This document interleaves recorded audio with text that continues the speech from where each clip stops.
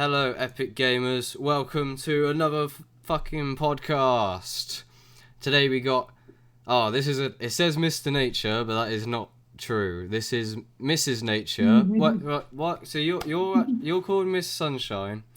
Why are you not Miss Sunshine? I mean, Miss Nature, considering... That's a very good question, actually, and a good point, And when I actually made my YouTube channel thanks to Mr. Nature, I met him, he told me about his channel, I was like, wait, hang on, that's genius. I want to make one too, like on the spot. And obviously he's Mr. Nature, so he's looking at me like, oh, you should be Mrs. Nature, it's just the natural thing. But recently I'd been kind of given this label of Mrs. Sunshine, so I've already felt like I know what the name's going to be before even going into it. Like somebody said, like, they just looked at me and were like, you're like Mrs. Sunshine. And it kind of stuck. And I felt like, I have this funny little like nickname.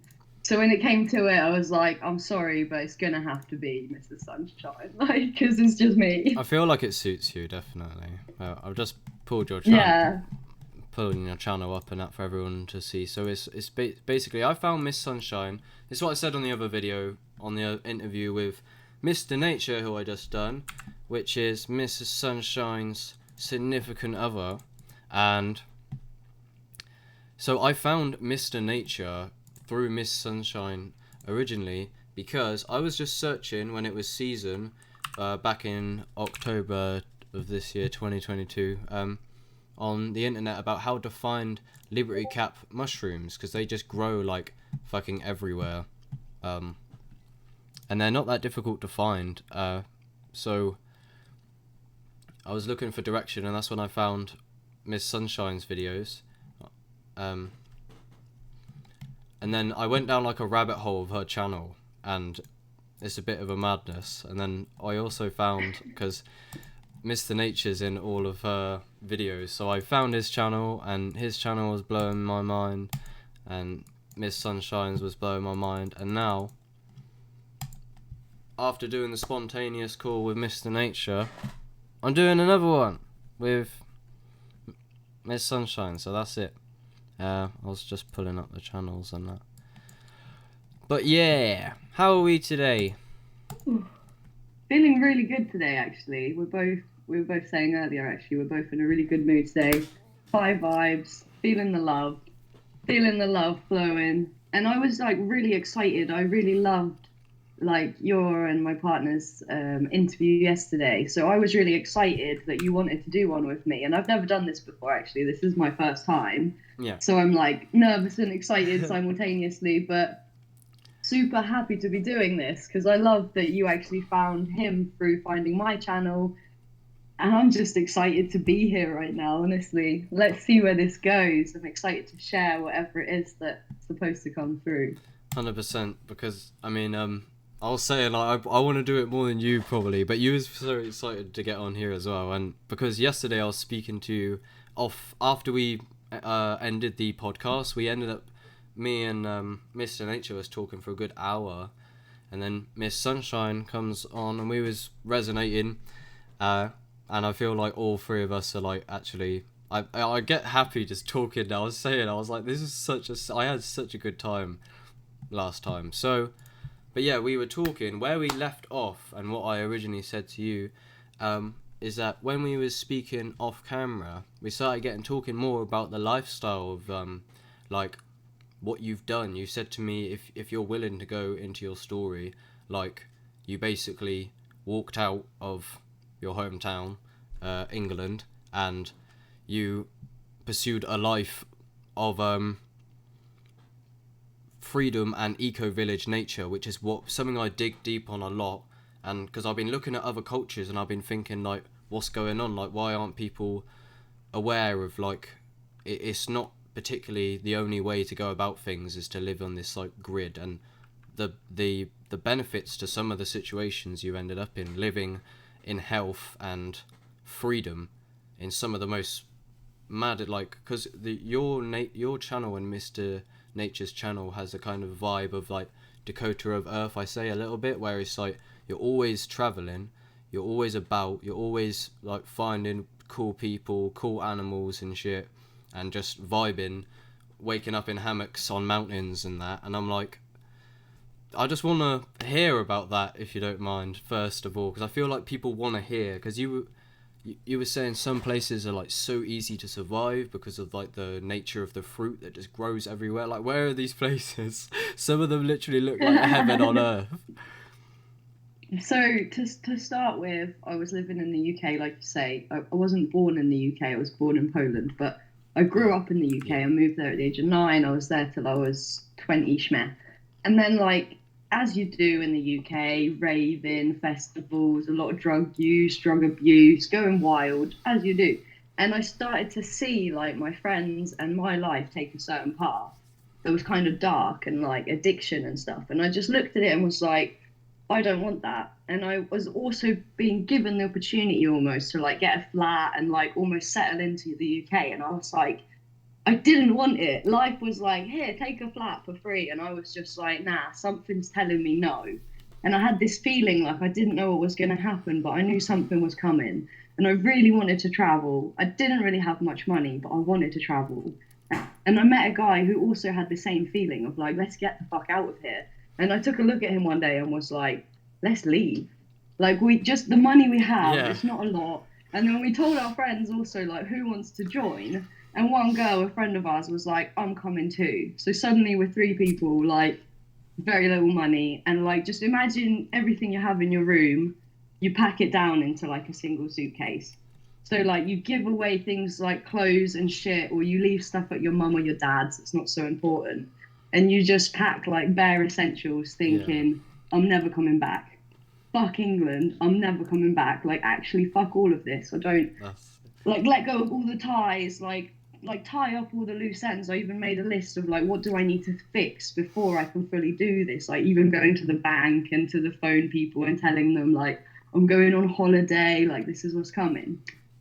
And then just one day you book a flight, and the thing is, in England, it's so easy to leave England financially wise that it's cheaper to fly to Spain than to like get a train to London. Literally, the flight ticket costs like 20 quid each for like from EasyJet or something to go from London Stansted to Malaga, which is south of Spain. And if I wanted to go from where I was living into London, it would have cost me like 70 quid to get a train. So like travel within England is crazy expensive, but to just get the fuck out is fairly cheap. So we start with Europe because like that's, you know, within what we can handle financially and stuff. If you want to go Asia and stuff, you need more money up front to like pay that flight cost, and then you're thinking visas and shit. So fuck all that. Okay, Europe. We get there. You don't really know what to do. So before you go, you kind of research a bit. What communities are there? What kind of things am I interested in that I might find? Which kind of places have like-minded people? Like, where are the hippies hanging out? What, like, communities are there? Also, like, work away and different things where you volunteer yourself. You do a bit of this and people feed you, they house you. So you start getting ideas. So you don't necessarily have to have a plan of, like, I'm going here and I'm doing this and I'm going to live there. It's more like, roughly, there's things going on here that I can like be interested in. So we go, and you don't know where you're going to live even. You don't know how you're going to survive. It's like crazy. So you have to have this like immense trust that everything's going to work out. And obviously at times that's like hard, but then you get there and it's like opportunities are just presenting themselves at every turn. You arrive and somebody's like, oh, I've just got like this teepee or something. I need to take care of it for 3 weeks. Would you want to like move into this teepee with me and help me like house sit for this family? So first 3 weeks you're in a teepee and you're like, 5 minutes ago I was with my backpack feeling a bit like, fuck, where am I going to spend the night? And now I'm staying in a teepee. I've never fucking lived in a teepee before. Now I'm living in a fucking teepee. And it just kept happening like that. And this was like from the very early stages of my first travel with my ex and our friend who came with us, the 3 of us. And we just like went along like this. Like maybe you get kicked out of a place and then you're like, shit, now what do we do? And we're walking along again with your backpack, again, feeling like back to square one. Where am I going to live? And then I bump into this girl and she's on mushrooms for the first time. And she looks at me and she's like, oh, you're so beautiful, dreadlocks, and like talking to me. And I look at her and I'm like, oh, right now, like, we don't know where we're going to stay. Like, 'cause she says, oh, it's my first mushroom trip, this and that. What are you guys doing? Like, have you just arrived? Because we've got all the bags and we're like, oh, no, we've just been kicked out of that place. So right now, we're not sure where we're going to go. And she's like, oh, but I've just moved into this place. Maybe you want to come and move in with us. And it's like, again, like it took a moment of me being like, fuck, what's next? And then you just take the next step and take the next step and it's right there. But people don't believe that. People don't trust that. Like you could say this, I've said this to my friends thousands of times, and you've got the ones that just grab life by the balls and go and experience it for themselves and have basically the exact same experiences, but in their own way. And then I have the friends who talk about it, they want to do it, they like the idea, but they don't fully trust that it's as easy as it is. Because people think, like, I need to have money, I need to have this, and like thinking that you need to have a backup plan. But when you put that out there, it's like you're already preparing to fail. You're like, it's not going to work out, and I'm going to need this, and I'm going to need that. If you put all that aside and just go, I'm going for it. I don't know what's going to happen, but I'm just going for it. And I know it's going to work out. That's the way to like, that's the attitude you have to go into it with. And then, yeah, there's going to be nights where you're literally like sleeping on the beach and it's cold, but at the same time, you're in a hot country. So it's not that cold. Like, it's doable. Yeah. And there was a while I was literally like bin diving, like dumpster diving, but it wasn't like gnarly, like I have no food. It was like the most exciting, Yeah. crazy experience. So you can go into these supermarket bins and you find like a bag of apples where one is like manky, but all the rest are fine. But it's a bag, so they had to fling it. Yeah. And it's like a treasure hunt, you know. You're like, oh, what are we gonna get today? Like, I definitely I heard. and the thing is, Yeah, go on. Sorry. oh, sorry, no, what were you gonna say? I've just been Well, I just had rambling a now. few random things. No, it's cool. I definitely. It's cool that you're telling me, like kind of taking me through the steps because I'm very interested in all this. So there was a few things. First of all, so like I relate to the situation, like in the UK in terms of like the way that people are just like on the street, like especially when you're younger. There's a lot of like, it's I don't know, like it depends where you are, I guess, but like I find when I hang with like conscious people who didn't grow up in, especially like in this like council estate environment, and that's why I'm talking about, because a lot of people like my friends, they just live in these grids and these like blocks of flats, and then that's why I was initially looking into some of these eco villages and intentional communities. That was so interesting to me. And what some of the videos were portraying anyway was just one of them like literally made me sob. I was literally watching a documentary. I was like, where is this fucking place from? I don't know if the way they portray it is just, but I'm going off. What else was I saying? So there was a few things. One thing I knew I was gonna say at the start. I was thinking, right, I'm gonna say this. I'm gonna say it, but half of them I think are gone. But there must have been. You say like most of your friends are like queasy about it. Surely, like there must have been fear with. Of course. Yeah. Yeah, before leaving, I think I was like umming and ahhing about leaving for like a month or something. Or like maybe we've already booked a flight, but I haven't even started packing my room. And I'm like almost pretending like this isn't happening. And then in the last moments, I'm like, hang on, I'm leaving the country in a few days and like do everything like a manic person. Yeah. And there was so many moments where like, or say your family are like, what the fuck are you saying? Like the idea initially was really extreme. Me and my ex, we were both like, we don't want to be here anymore. We're never coming back. Like why would we stay in England when we can just live like basically for free in a hot country? And like the idea of like weed is cheaper, food is cheaper, sun is accessible all the time. It was like ticking so many boxes. And then actually, I remember a moment like me and my ex are laying there and we're discussing like, should we do this, shouldn't we? And he was like the one trying to persuade me almost. And then you played this one song, like it's called "It's Come Away" by Intin or something, and he's singing like come away from the Babylon, like get away from Yeah. that shit. And that song just kind of like hit me like a ton of bricks. And I think just hearing those lyrics in that moment was like the exact perfect thing for me to be like, why am I even questioning this? Yeah. Like, why am I even like debating? Oh, I'm a little bit worried or nervous or afraid. Like, fuck all of those worries.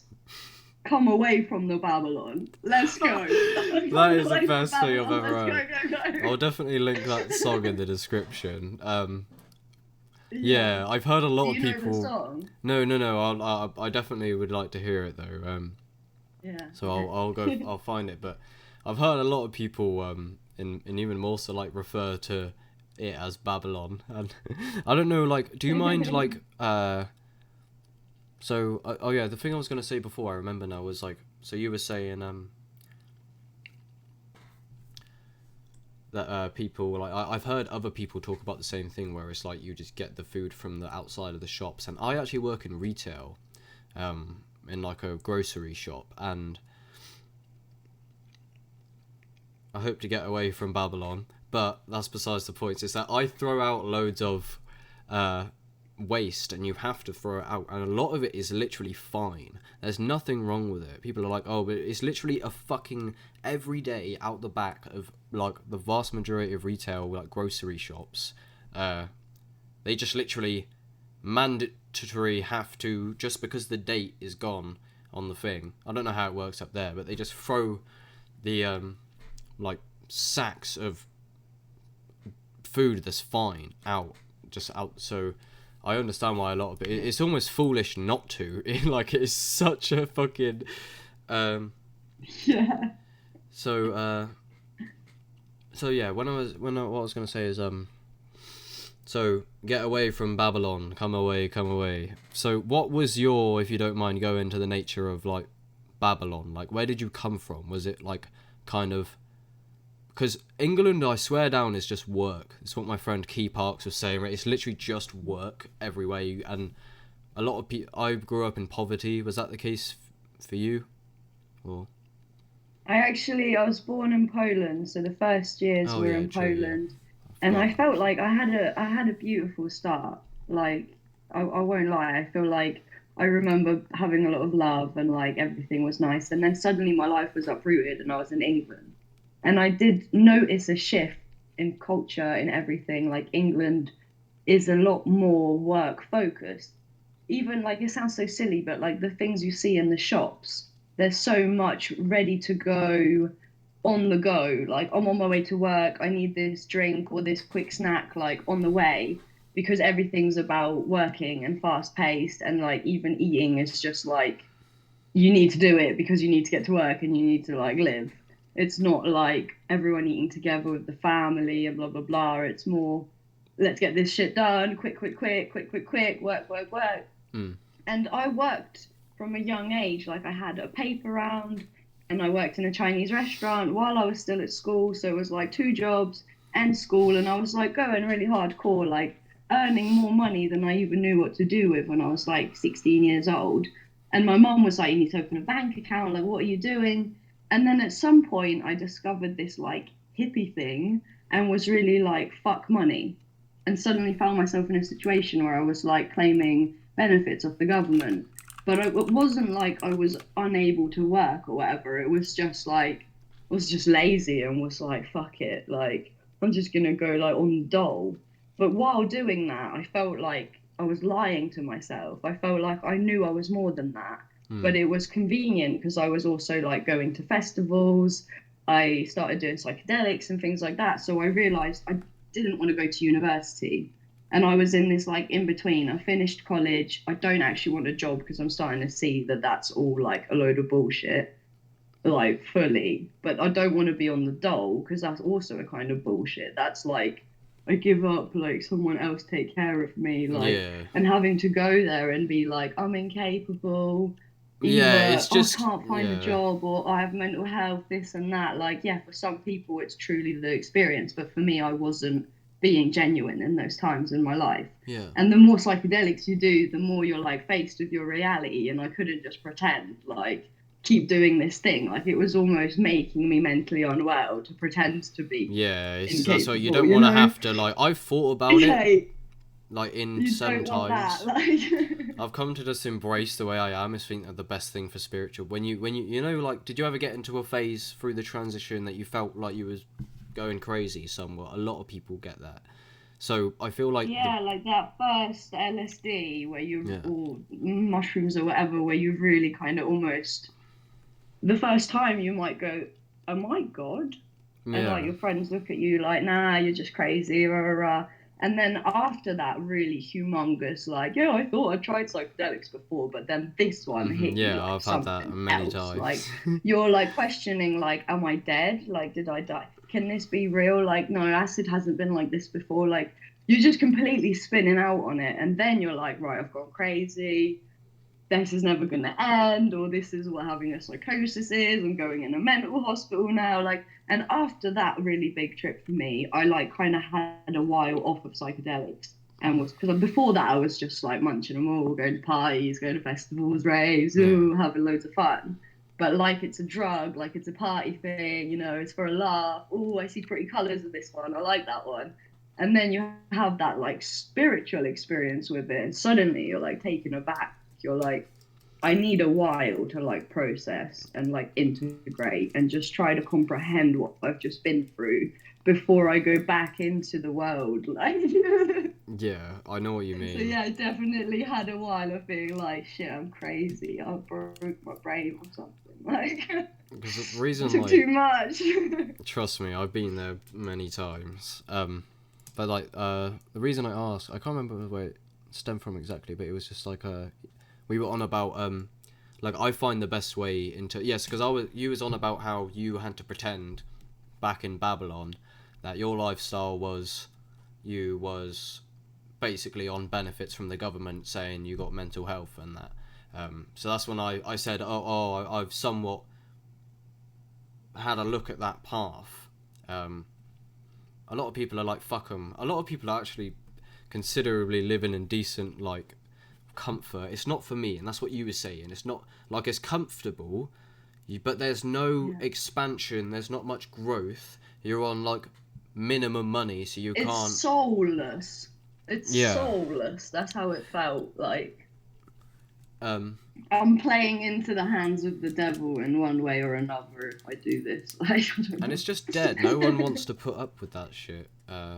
So that's when I was asking you, like, because I was saying, like, oh, I've sought that path potentially, because sometimes I have felt like, am I awake or am I crazy? And what I was gonna say is, I find like the best way to get over that period of thinking you might be crazy is you like you you barely have a choice to go back to what was normal. I find if you sit on the fence, yeah, normal. If you sit on the fence and like contemplate, oh, I don't know if I'm crazy. Should I get medication, or maybe the West is right, or maybe I'm actually awake. Not saying that you've done that, but I was just saying it's like if you just fall in. When I accepted it and was like, all right, I'm crazy, sure, but I'm not going to the fucking doctors or nothing because of how they want me to, giving me labels and shit like psychosis. Or um, I'm not gonna go there. But I went off. So if you want to say anything No, about, you're if you want to, you're right on track there. That's totally right on track because people do make that mistake. People, there are obviously cases where someone takes psychedelics and has this kind of experience, and maybe they don't have a friend to talk to, or they just really panic and don't know what to do, and they maybe trust enough in the help of someone who's a professional or whatever, and they yeah, go and say to a doctor, like, I've had these experiences, I've chatted to aliens. And like, if they said it to us, we'd be like, "Welcome to the club." But like saying it to a doctor, they're like, "You either need medication, or that's called a psychosis, or you need to go in the mental health hospital. Like, how can we help you? This isn't normal." But what the fuck is normal? Like, the new normal is not something like anyone wants to be a part of. That's what we're discovering. People thought that having lots of money or having the best car or having these nice clothes or doing this, doing that was going to be fulfilling. But what people usually discover, like even the most rich people who have really made it and got everything they wanted, sometimes they kill themselves because actually they're fucking depressed, or they realize that all that money and all that fame and all that hair didn't actually make them happy. It wasn't fulfilling at all. And like famous people like Mike Tyson or whoever are turning to psychedelics to like look for deeper meaning in life instead of just like the program of like go to work, get rich, get successful, get more and more successful, have loads of money, have a big house, have a big car, and be like, yoo-hoo, I made it. I Yeah. played the game real good, like. Yeah, it's like, well done. You just played into like the same capitalism stuff. I mean, like, I get it. It's better than like taking control is better than like not, I guess, to an extent. But it's just like I know what you mean. It's like the actual, basically, you're sold like a vision that no one questions, and it's basically this is what you're meant to do. Here you are as like some divine being. We put the children through the corridor of the education system, as Alan Watts says it, and then we straighten them out into categories. And then we can, yeah, put them in a box, put them in a flat, no garden, fuck it. Go get, even if you get a well-paying job, you're still a slave to that location at that time. Andrew Tate has a short, he goes, "It's 9 a.m, dumbass, you better clock the fuck in. Someone's gotta flip the burgers." And it's like, when you're in that, you said you worked quite thoroughly. Like, and I've had a lot of, Yeah. yeah, so, well, like, I've had a lot of history with, like, just them wage slave sort of jobs, so I understand and I resonate with the Babylon. This is why I feel like that original, what we was on, a while back, I've been keeping notes, is like, how Babylon was for you growing up in the, like, sort of these environments. But, if you want to, because we were just on, we started talking about, like, the pills and the medication and that, like, Yeah. and then obviously we're on about the nature of our civilization. One, do you not think that a lot of mental health labels and stuff is, one, just fabricated by the ideology of our culture, but like our culture creates the disorders because, like, Traumatic has a lyric, is like, mental health and depression, their side effects of living in an evil society. It's like, I found that a lot of my, because I had a lot of history with depression, it was actually the roots of it I found. I thought it was me, everyone's told me, but it's actually the culture and the food and the way that people are and the way we live and the, so it's like, I guess the ultimate question is like, do you see how the pharmaceutical industry is kind of full of shit? And then did you have any people who were like victims to the trap of like antidepressants when psychedelics are illegal? You know, that whole tangent. Would you care to go into that a bit? I actually, when I was younger, I remember like learning about mental health things, and it was like new to me. I was like, I studied psychology in college, and you go to one of your first lessons in psychology, and they're like, there's a list like depression, schizophrenia, la la la la la la la, and there's some descriptions, and you've got to match them up. And almost every single person in that classroom is sitting there and starting to spin off on how they can identify with that one And and that it's one. weird, So isn't it? suddenly you're like, I'm schizophrenic, I'm depressed, I'm this, I'm that, and you start fucking shitting your pants.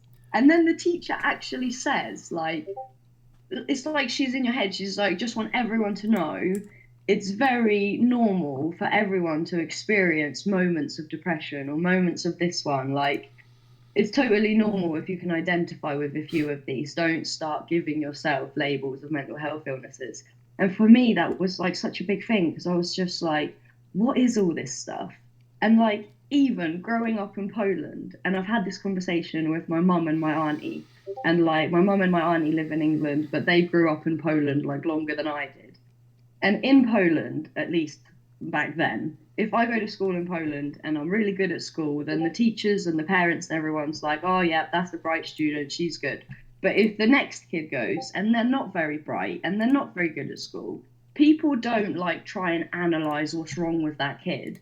They just kind of like, there's this unspoken knowledge of like that kid's just going to do better in another area of life. Like they're not suitable for this school environment. They're going to become a something else. Do you know what I mean? Sorry, Whereas I in the don't mean. UK, as soon Yeah. as like if you're not good at school, if you're not paying attention, they want to like look into that. They want to put a label on it. They want to understand what is that? Like what's wrong with you?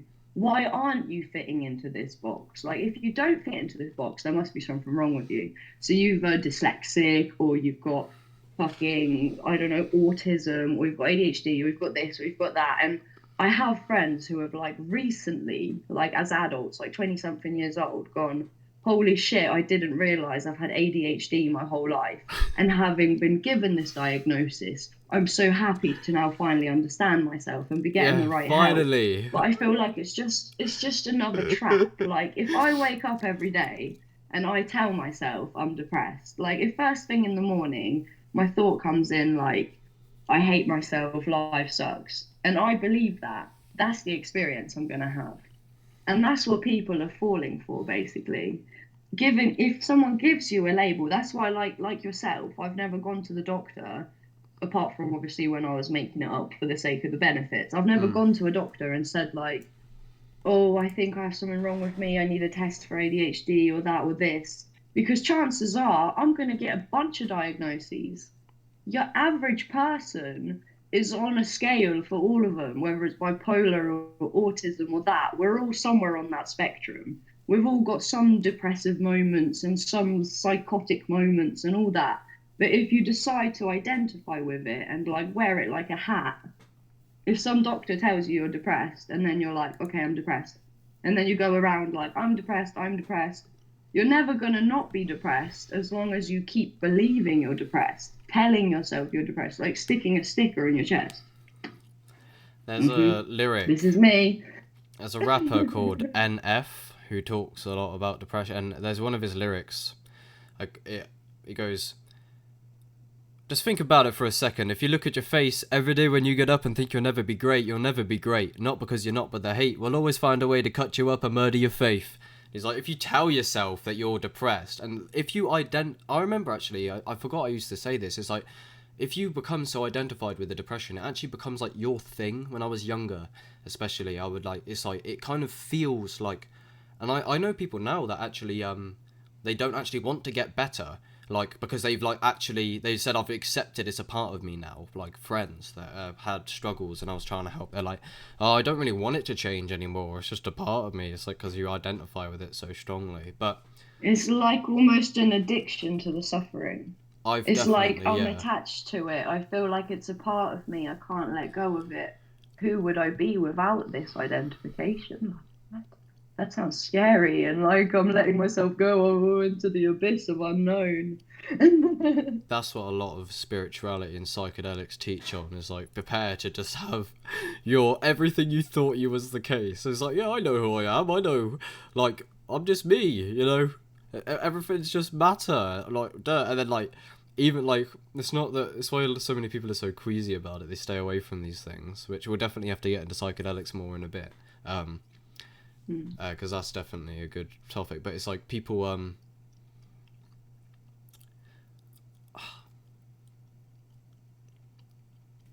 You lost your go train on. of thought. Yeah, 1 second. Yeah, sorry, I always do that, especially when I've had a joint. What I was gonna say is that people, fuck, I know what it is. I know what it is. My brain is just doing this fucking annoying thing where it just jams. Like it's so stupid.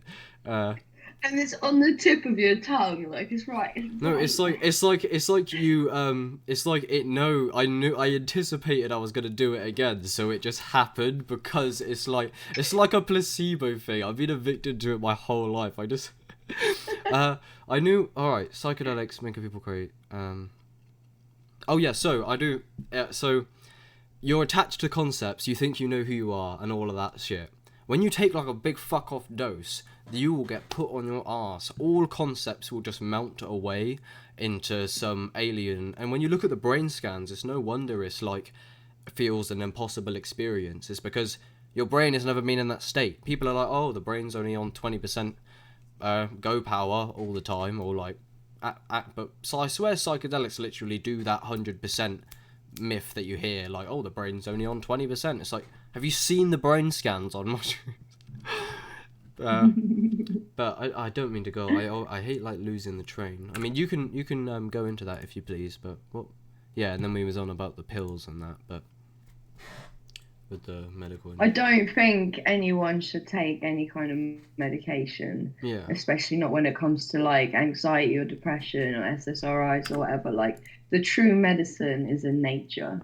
That's what Traumatic's always on about. That's what my partner, Mr. Nature, I'm just going to call him Mr. Nature because then it gets people to his channel, hopefully. Like Rob, Mr. Nature, when he had his huge LSD awakening trip, one of the biggest things for him that he was being shown by his higher self, let's say, was like his drugs and his nature.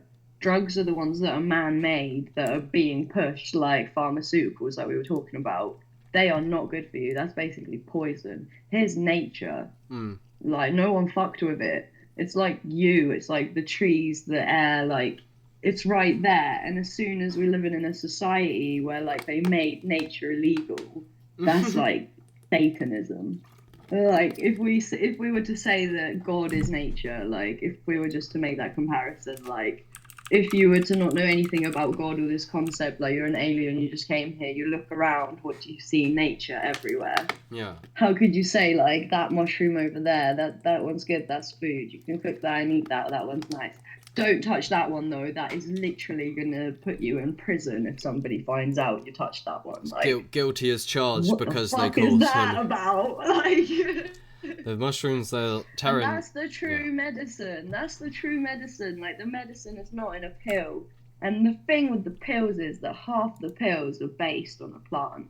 Like take morphines and like any kind of opiates. Even in the name opiates, it comes from opium. Opium's a poppy. You have so many drugs that are actually just based off of a plant. Yeah. And they extract like the good stuff from the plant. Then they add some other things and they pop it out as pills. And so many people are under the illusion that taking like a paracetamol, taking a this, taking a that, it's become so normal to just for everyone to like take some kind of pill. And that's so fucked up.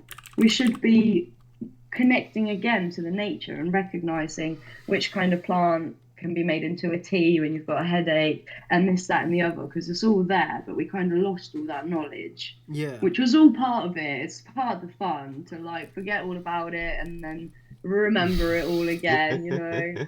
Yeah, definitely. That's how it goes. Just the infinite entertainment simulator. The young people who are going through their shit.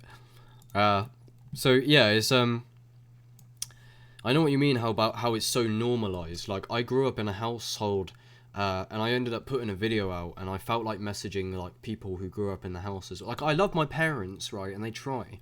But there's such a heavy disconnection of what you put into your body, health, mental health, just a like holistic way that you approach your life and your job and that.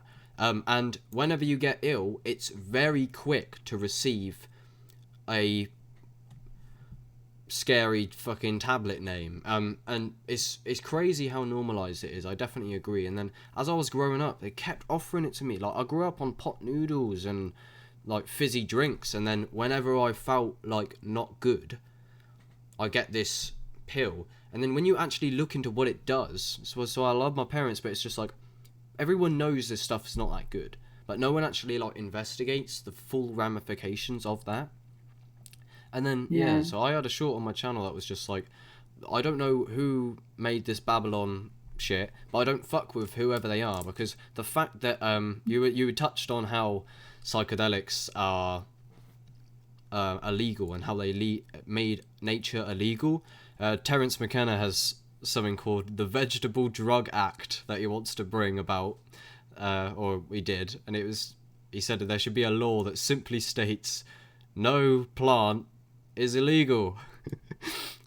It's just like that's a good one. That definitely should be a thing. Yeah. But And yeah, it's I've so been backwards. thinking recently, this is super random. So I Yeah, was go. thinking recently, right, about police. And like, the majority of us don't fucking like police for obvious reasons. They just come like, your biggest worry, smoking weed, for example, in some countries, is Yeah. getting caught. Like, that's the biggest paranoia.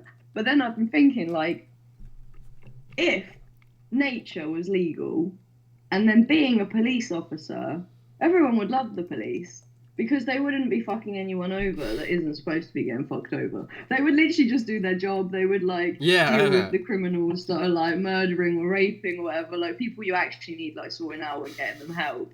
And not like me because I want this one. Like that's my choice. What I do with my body. Like fuck off. Mm-hmm. Sorry, it's super random. But we were talking about nature and No, legal. no, I definitely agree.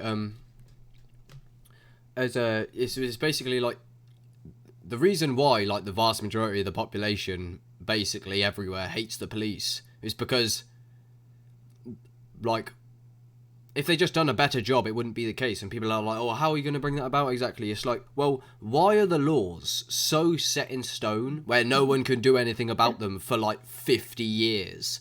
Like, everyone knows this shit's outdated. You can't research psychedelics because they're illegal. So they just shut off this whole thing of reality. And then, like, we know the wisdom of the mental health benefits and how they're just mushrooms and there's no toxicity and they've been used since the beginning of time for fucking spiritual ceremonies and just personal development and okay, the list goes on. And then it's like fuck, I don't want to forget what I'm saying again. I thought of something though when you were saying that. Yeah, sorry, I just lose my train. Thailand, fucking Thailand. Though we have a friend that's living in Thailand at the moment. Fucking legend. Thailand went from like nearly death penalty levels to basically legalizing weed. This is like recent, like earlier this year or something. They fucking just went and switched up their laws like 180, 360, whatever the fucking saying goes. Do you know what I mean? Yeah. To go from like you're gonna get killed for doing this is so illegal to like actually wait, hang on, we changed our mind, do what you want.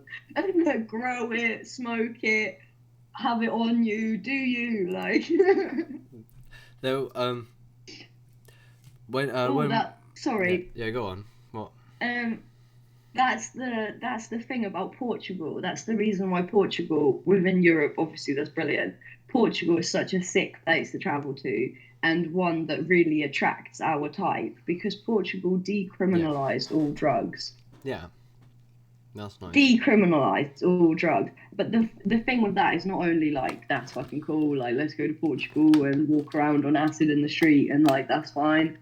The thing about that is that since they decriminalized all drugs, the drug related problems have decreased. Like the amount of crimes they've had and shit like that. Instead of seeing the person as a criminal, they're seeing them as like someone who needs help. Like if you're severely drug addicted to heroin or whatever, they're not going to see you as like you need to go to prison. They're going to see you as like you need help. Let's put you in rehab. Let's get you some kind of therapy. And then other European countries, when they see statistics and stuff of however many years this has been going on, they start to talk about it. Like even places like here in Sweden and Scandinavian countries where they're super strict when it comes to drug laws, someone within government goes and looks at the statistics and says, those numbers don't lie. This country made this change in this law and look at how much it's benefited the whole place overall. Yeah. And the people and la la la. And it's like, yes, thank you. Like, thank you, one country, for doing that so that other countries can like hopefully get that ripple effect and do something of the same thing eventually, hopefully. Yeah, I definitely know what you mean. It's like if they didn't like it would benefit them like in so many and you could see it, and I'm very familiar with these grounds of how decriminalizing is the way forward, but it's like they also wouldn't like pay because so much money goes into prisoning these people who, again, there was a study done about like rats, who never got addicted if they weren't in like a Babylon environment. If they were in nature, they didn't drink the cocaine water or the heroin water. But when they were like in a fucking flat with no garden, just like me, they always took it. I ate cocaine water. What else is there to do? Yeah. So then, like, and then the police get, like, I often say, it's like they're literally walking around here just taking grinders off of teenagers, aren't they? Just on the street, like, oh, confiscate your grinder. It's like, oh, well, good job, dickhead. Go away. And that's why people don't like them, because it's just weird. And then, yeah, I super agree. I mean, there's the psychedelic revolution or resurgence is ultimately what we're on about. It's like the tide is turning on the way people are viewing these. This is why I'm so passionate, and I imagine you are, like, when you discover somewhat, don't you feel like it's somewhat like your message and your because these things are so important that me and you are at the forefront of this, and we've been saying this shit for ages, and a lot of people think we're crazy and we're not onto anything, but that's, like you said yesterday off camera, it's always, there's, throughout history, as history repeats itself, there's people deemed crazy by the groupthink of society, and they always end up just being ahead of their game, like a lot of them. Yeah, we were talking about that yesterday, I remember, yeah, like Einstein or whatever. Imagine him as a kid, everyone's pointing fingers at him, like, that's a fucking weird one, like, what the fuck's wrong with that one? Like, think he's crazy, until one day they're like, he's a genius. Yeah. But in the beginning, like, that's the thing also, like, being brave enough to step outside of the box, both, like, literally and, like, metaphorically in your case. Like, it is a thing about bravery, but more than bravery, it's a thing about trust and faith. And it's the same with psychedelics as it is with traveling, I would say. Like, you gotta have some big cojones, like you gotta grab life by the balls and be like, I'm willing to do this. Like, I'm willing to throw myself into the unknown. And, like, you've done it with psychedelics. You've gone for it. You know, you've had those fuck off doses where you've just been like, I'm willing to surrender.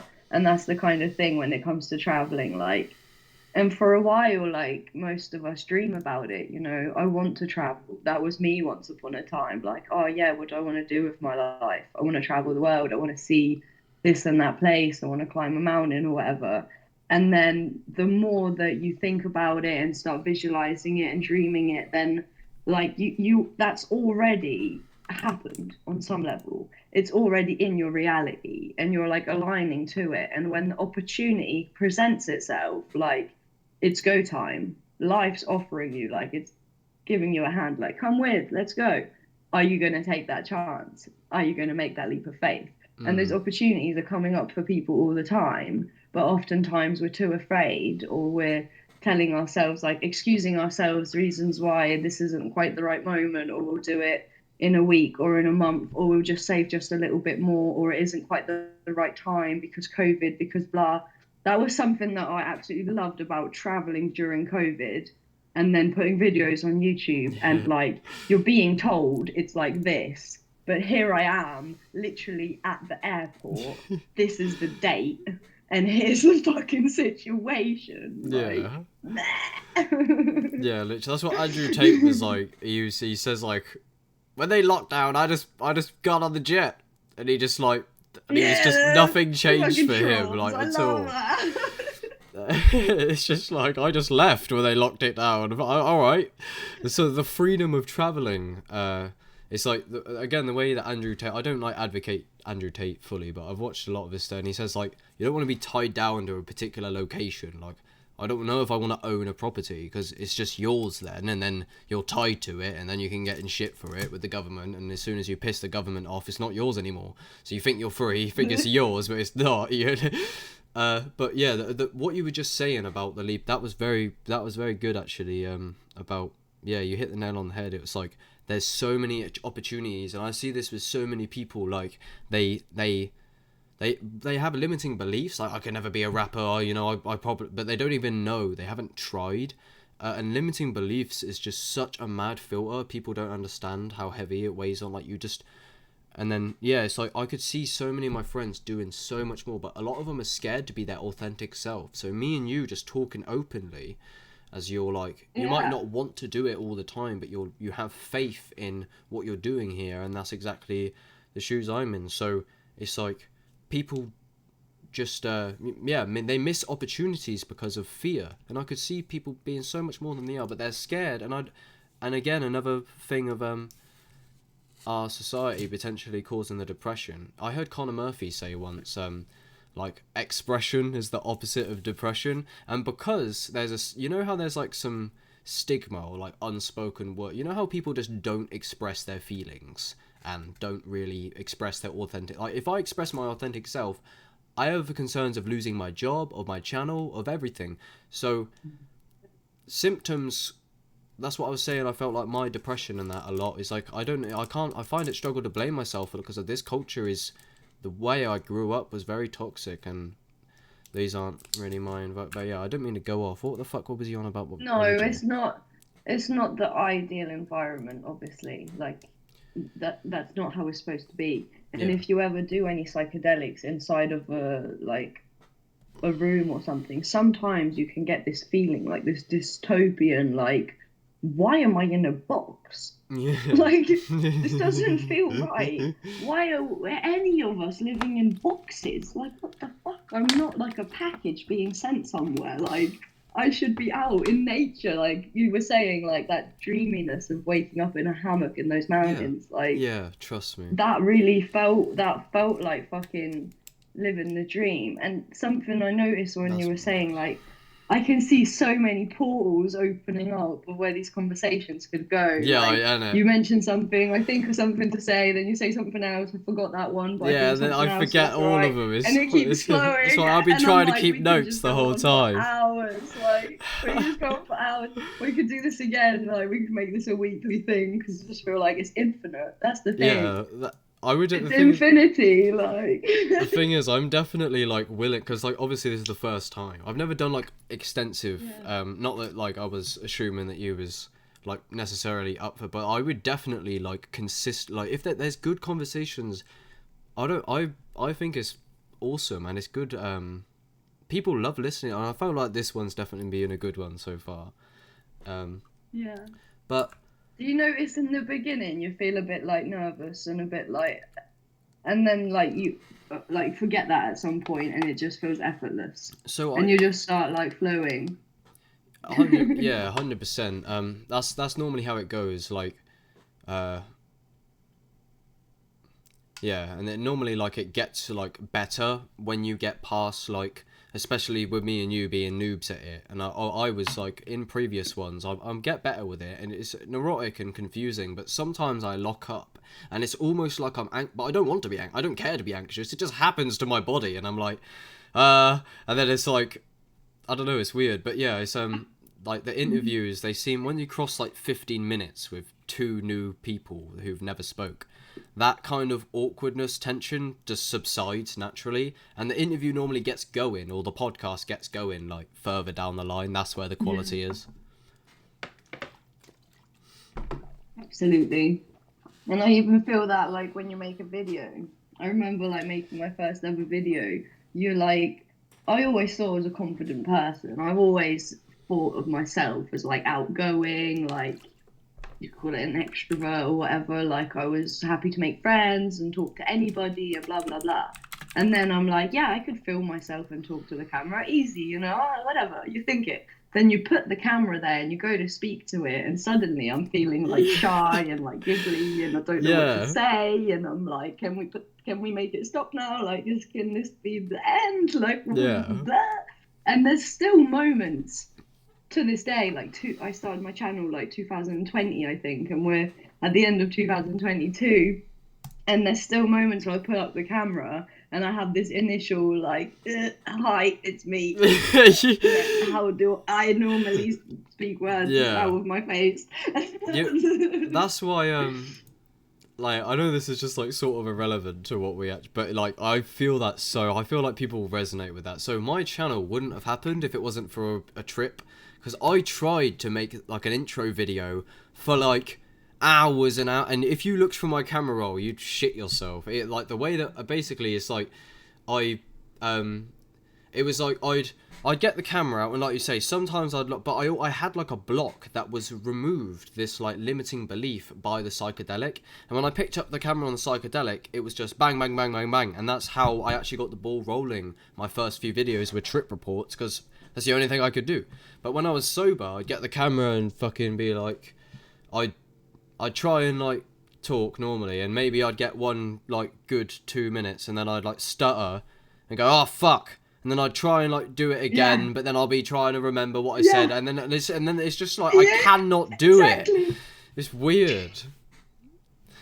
The first one, if it doesn't go exactly 100% correct, then you're like, fuck that one. You literally feel like, no, that I fucked it. Then you want to like get rid of that and try again. But then you're like, but I started it good in the beginning. So you're trying to remember like how you did it the first time to do it the second time. I've done that before with a video, and it's like the third or fourth attempt.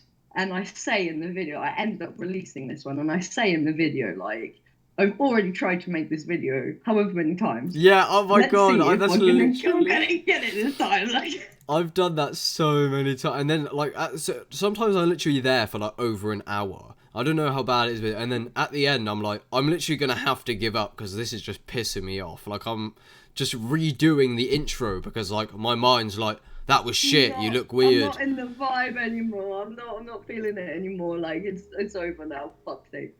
But oh shit. Then I was gonna say something else. Yeah. Oh yeah, you were talking about bringing it back to psychedelics naturally. You spoke about like the psychedelics like kind of removed that so you could just make a video. When I started to travel, like this is going back like me first traveling, and these things I was saying like magic happening, like I don't know where I'm gonna live, and then suddenly I know where I'm gonna live, and it's super cool, and then the next place ends up being more cool, and it just like these kind of magical occurrences of like it felt like I was speaking reality into existence. I was like, imagine if we could just do this, and then that opportunity presents itself. Like, imagine if we found a community where we could volunteer, and then we hitchhike, and like literally the next thing that happens, hitchhike, get in this car, chat to the person in the car, and they tell us about that community that we were just discussing trying to find and how to get to it. And you're like, what the fuck? And that was when I started to think about making a channel. But I didn't think of it as YouTube. I was just trying to like make sense of like, how can I like make this like vlog or something where I capture like make little videos or photos or posts, and I share it online for people to see. Maybe they can donate and help me in my travels, because I'm gonna show them that magic is real. That's what I want to do. Like I want to be able to somehow share this with the world, because it's so mind-blowing that I just want to scream from the top of a mountain, like, what the fuck? Yeah, literally. This is real. Everyone needs to know this is real. And then I meet Rob, like, you know, time passes, and I meet Rob, and we're on psychedelics all the time, whatever. And then he tells me he has a YouTube channel. He like, that's just happened in his life. So he tells me that. And I look at him and I'm like, what? You're on YouTube, like that's cool, like that's pretty cool. And then he explains it to me and how like you can start getting money and stuff, and I'm like, hang on, what? Like I didn't even understand like how YouTube works. Like I could just make a channel now, and I could be a person on YouTube, and I could potentially make money from it. Like that's mind blowing. And like I've told that to friends since, and they've been like, what? I didn't even realize. Are you serious? That's so cool. So is that what you're doing? And I'm like, yes. And like, you could do it too. Yeah. Anyone could do that. So as soon as Rob told me, like, he has a channel, it's called Mr. Nature, and we're on acid having this conversation. So I'm already trippy, you know, I'm of the vibration of like higher mind. And he tells me like he has this YouTube channel, and I'm instantly like, I want to make one too. And I know the name. It's going to be Mrs. Sunshine. Like that's the name I got given at the beach like a week ago or whatever. Yeah. So let's do it. And like, can you help me? Like we make it right now on your phone, and like set it up and make the name and everything. And then like, should we make the first video? And cause like I'm on acid, so it just felt like bam, bam, bam. There wasn't a block of like anxiety or nervousness or like self-conscious. It was just like, I want to do this. I'm going to do this. I'm doing this. It's happening. I'm uploading my first video. Yeah, it's good that, so there's a two, we definitely resonate on that bit quite, but yeah, I know exactly what you mean. Yeah, I like your, you say you want to like show that, the world that magic is real. And I resonate with that also because this is why I started the podcast with the Eco Village question, same with Mr. Nature, this is not the end all be all. This boring room. There is literally, I say reality is magic. It's hard to see it if you're just heavily integrated into the West and just a cog in a machine. But the reason why I love your guys' channels and why I said it's somewhat like Dakota of Earth is because when you really get out there, in combination with the spiritual lifestyle, health, and psychedelics. This is what Terence McKenna said at one point. He was like, they lied. It is magic. Reality is magic. And it's like, you could cultivate, like, you're literally living, yeah. People think, oh, what you on about? It's magic. It's like, well, you're not waking up on a hammock on the top of the mountain, led by some fucking psychonaut guy that said, come live here for free after you asked for that. Like, you were like, oh, I wonder if there would be a free eco village, maybe. Oh, do you want to come to our free eco village? Oh, sweet you mentioned. And then you're literally up there eating fruit for free, waking up in a hammock in front of a god fucking landscape, smoking weed, taking psychedelics, doing yoga and with your boyfriend on a fucking mountain, and then tell me reality is not. Yeah, reality doesn't seem magic to you because you hate yourself and you work in retail. Or McDonald's or whatever's going on in your, That's why it doesn't seem magic, but because we suck the magic out. Even that can be magic. That's the thing with awakening. True, yeah. That even in the state of the worst possible imaginable situation, a guru is happy anywhere because he discovered that inner world, and that's a part of it as well, I guess. So had it not been for all the psychedelics and stuff, I also went through phases of depressive, blah blah blah. I fell in love with this guy who I thought was really cute. This is back when I'm 17 or whatever, in high school, college, and he was super depressed. And through fancying some depressed guy, I fell into this depressive thing of oh, depression's cool. And he ended up committing suicide when I was 18, and obviously that's super savage. But he was so severely depressed that I had to kind of accept okay, he was depressed, he didn't want to live, so he killed himself, he didn't want to live, I should just be happy that he made that choice, that he wanted to do that. We should just respect that. Yeah. But then also, I started to be what the fuck is the point in life? I don't want to wake up. The only thing is weed. I'm here for the weed. It's not just smoke fast spliffs all day, every day. That's it. And wait till you die almost. Fuck it. And I remember my mum being like, why don't you get a job? Why don't you get your shit together? Why don't you do this? So I just lost my job or whatever and was really fuck everything.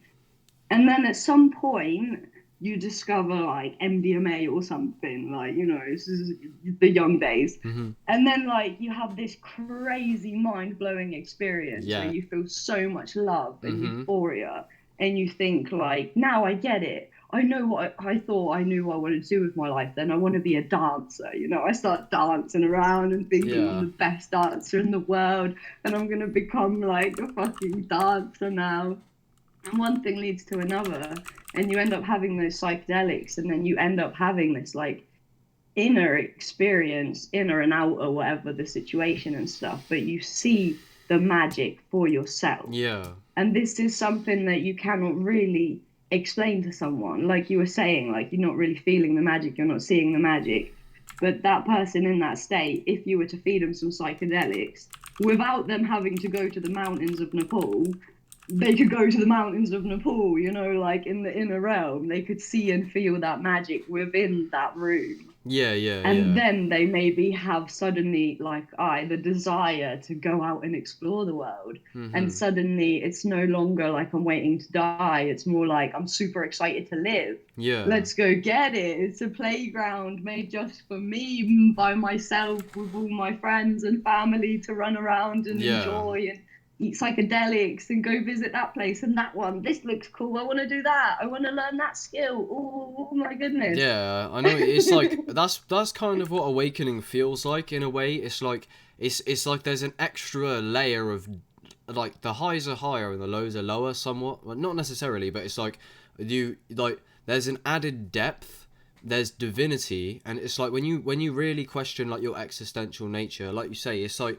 I do that as well, and like what you're saying and what you see, oh, let's go do this, it's like an infinite playground. I said earlier, it's a infinite entertainment system made by God. It's like when you see it with that extra layer of like you see from like meta perspective, zoomed out, what's going on the big, and that's what psychedelics and meditation do. I swear they give you big picture perspective, and spiritual people are just quite big picture people. We're very open-minded. It's very different when you integrate with spiritual people, because they're like, I noticed with some I met up, they're very conscious about the way they talk. They're like, oh, I didn't mean to like assume this, or like before I got you on I was like, if you're uncomfortable, it's like there's extra, yeah, I don't know where I swear It's I like probably, yeah, you wanna like take care of the other as though it's yourself. You yeah, start to recognize that, like, if I'm a dick to you, I'm ultimately just being a dick to me. yeah, So if I'm loving and kind towards that one over there, it feels good to be kind. It feels good to be loving, yeah, to definitely, help. yeah, Like, if you're feeling shitty and then you go and help someone, you'll literally make yourself feel better. Like, it's actually just nice to be nice. Like, yeah, it should be. now I've lost It the is train of pretty, thought. yeah. So I actually I took a note when you're talking. So you said you actually see the magic for yourself. Now there's an interview that was like 1970 or probably before. I don't know. I think it was like some war or something. But some like housewife like lady of kids in the West. They took her in on an LSD experiment, and she's there going, "Can't you see it? Like it's moving through me," and like so she's like, I can see the air and she's like, I feel bad for you, like, because he's there, like That's, he's yeah. sober, and Not understanding. Yeah, yeah. she said that he was the only thing that wasn't like added up in the, like everything's magic, and he's there like, well, how does it feel? Tell me about it. Give it a label. And she's like, fuck off, you're ruining it. I'm literally enlightened right now, and you're fucking trying to interview me. I just remembered something I was gonna say. Yeah. We've been talking about psychedelics so much, naturally, like that's how Mhm. we like it. But then for a moment there, you mentioned meditation as well, and that's I just wanted to bring up, like, we talk about psychedelics all the time and Yeah. stuff, but psychedelics and meditation, like, you could say they're like same. So someone 100%. who's perhaps not feeling the psychedelic vibe, that's Yeah. not what they're about, but they are intrigued in what we're talking about, and this is like fascinating for them. Yeah. You can just sit and meditate yourself to psychedelic states. Like, if you Yeah. smoke DMT externally, or if you breathe for 45 minutes or however long you need to your own natural DMT production, it's the same DMT that you're experiencing, and it's internal or external. Like, you don't have to take drugs. These are Yeah. plants. We're talking about plants, but you don't need anything external to experience these higher altered states of consciousness. You can breathe yourself there, and breath is the most natural thing, and that's the one that's really important, I think, to get through to, like, the proper, the people who are so far in. Yeah. Like, Alan Watts says that we're like so far out, but the others are like so Yeah. far in. That's it. It's like, actually, we should be like proud of those guys. That's God, in that form of God, decided to go into that experience of so like hardcore forgetting and like really getting lost in it so Yeah. much, Yeah. while we like dabbled in it, but then like we're like, okay, we're gonna remember who we really are again. Like, Yeah. Yeah. So like in terms of like the natural high, so like this is an interesting point. I know, to be fair, the most breathwork I've done consistently, I've only done like 22 minutes of like 6 rounds of the Wim Hof method. I feel like I should be ashamed. I've had me procreate. I need to get. Why have I not done like a fucking 40-minute like full? I've seen them. I've tried. My mind just takes me away eventually. But what I was gonna say is, so high on your own supply, as Wim Hof says. A lot of people, Terence McKenna, Leo Gura, probably me. I don't know because I haven't done the super breath, but a lot of these people have done it, and it's like, yes, there are absolutely profound states in breath work, and I've been there a lot, especially if you combine them with psychedelics. But the idea that you, I don't know if I buy that you can achieve some of these states naturally. It's the same as smoking like loads of 5-MeO DMT on an acid peak. Like I don't know if you get there through yoga and breathing, or do you disagree? That's the thing. Like the yogis, or whatever you want to call the people, sit up in the mountains and meditate for 8 years or however fucking long they sit up there and meditate. They are at that level, you know. If they're true to they're really sitting there and going within, they are of that like high on an acid peak, just smoke some DMT, like I'm Yeah. fully. But that's the thing, that psychedelics are almost like a shortcut. You don't need to for 8 hours and go up a mountain and do all these breathing techniques. You could literally just have a few puffs of this one, Yeah. and it's right there. But Yeah. the option also is there to do it naturally, because sometimes if you take a thing and then reach an altered state, you can be like, okay, so that was because of that drug, or because I took this substance, then I felt like that. And then you come back to like, I'm human, you know. For some people literally could have one dose of acid and it's like life changing, and they never need to do psychedelics again, and they completely get it now, and they're like, oh my god, thank you so much, thank you, and that's it, just that one experience. While another person could be using it again and again and again, but still have this kind of association of like, this state relates to this substance. Whereas if you manage to breathe yourself like to that same state, then you're suddenly like, hang on, I didn't take anything, you know. I was completely sober, and now I'm like, whoa, do you know what I mean? Like, but I personally didn't do any kind of breath work or anything. I hadn't even heard of Wim Hof before I met Mr. Nature, my partner. And through meeting him and started doing the breathing and stuff, I actually had quite a lot of resistance to the ice baths. I was like afraid. I was like, I don't want to go in there. Like, that seems dangerous. It looks so cold. And I had such a little hissy fit and didn't do it that I ended up going back there the next morning because I like couldn't let it go that I hadn't done it.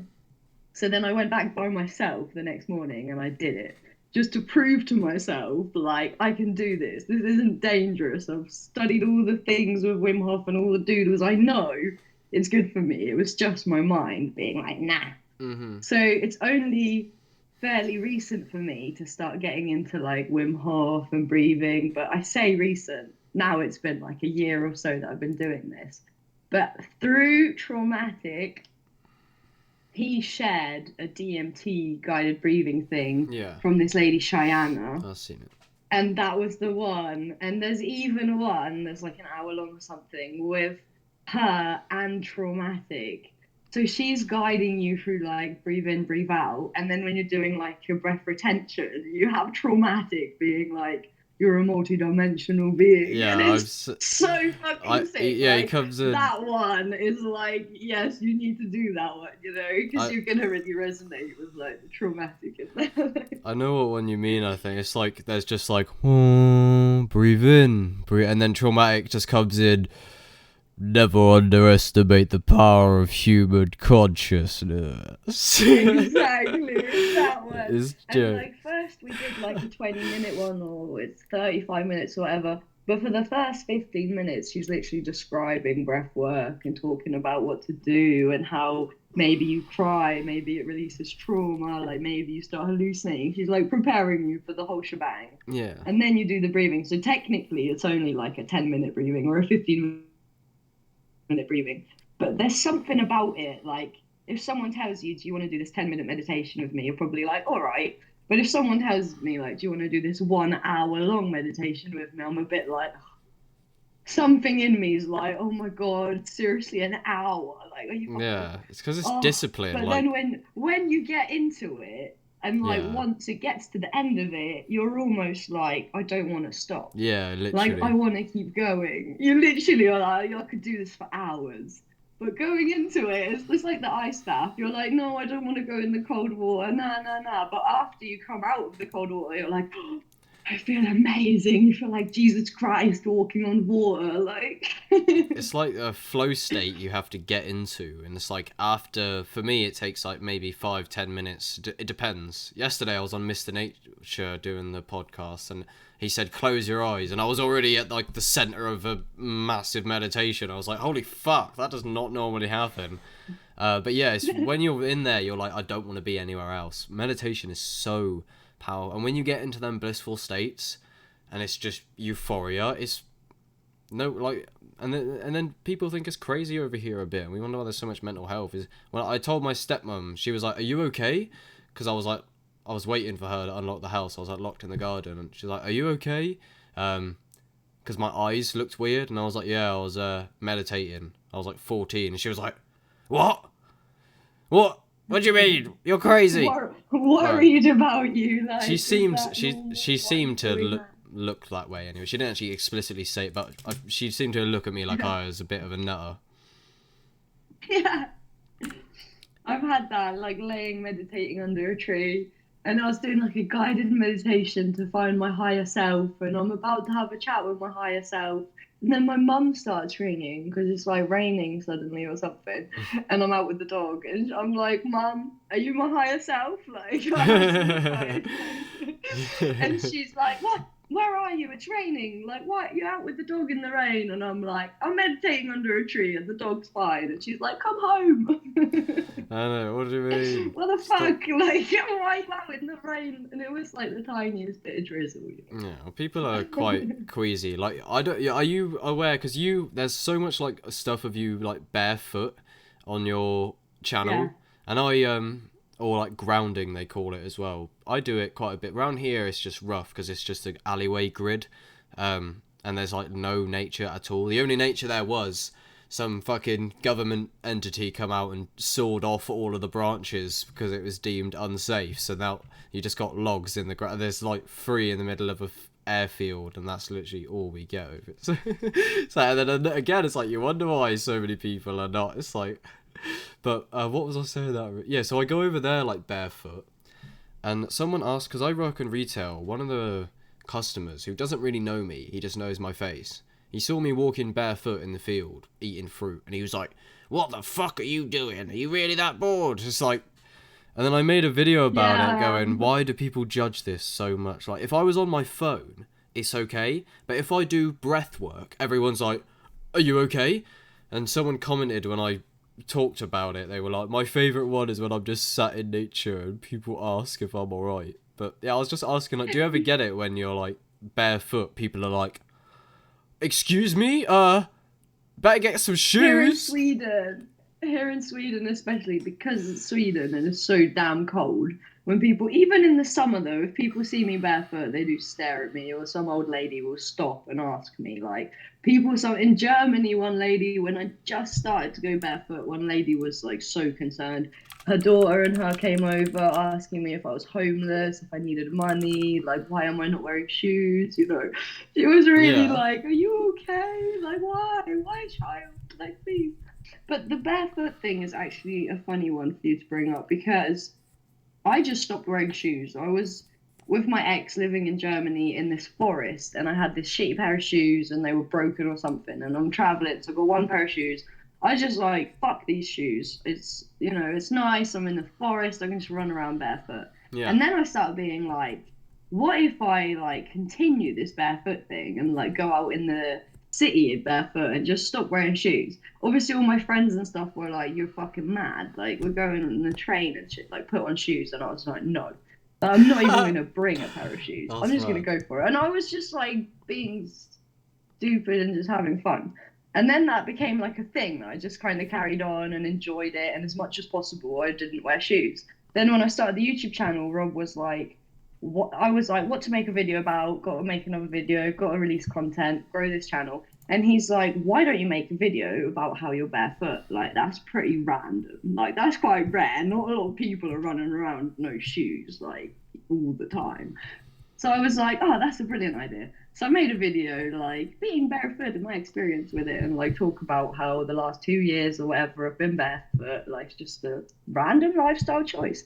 And that video was one of the first to like proper blow up of my videos, like more than any other video I'd made. And I was like, okay, this is a thing now. So Rob was like, make more videos about being barefoot. It seems to be a trendy thing. So then all of a sudden I was like making a barefoot video every week or something, like barefoot Yeah. update. Like now it's October here in Sweden, getting cold. Now it's November. Now it's December. Gonna try and go in the snow. And like I knew it was getting likes. I knew it was getting a following from like creepy foot fetish guys and people Yeah. genuinely interested in barefooting and whoever the fuck wants to see bare feet related stuff.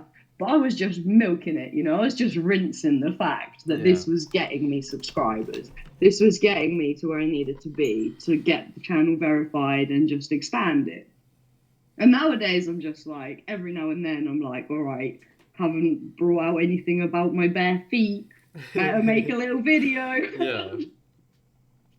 Yeah, it's definitely very interesting. Like I've heard like people say grounding is good, just in terms of like being in touch with the earth is like because you're so like disconnected somewhat. And I was watching a video on like you can buy like these weird feet shoes that are like you put your toes through and then there's so much like evidence literally that just being barefoot is a lot better because we domesticate ourselves in so many dimensions.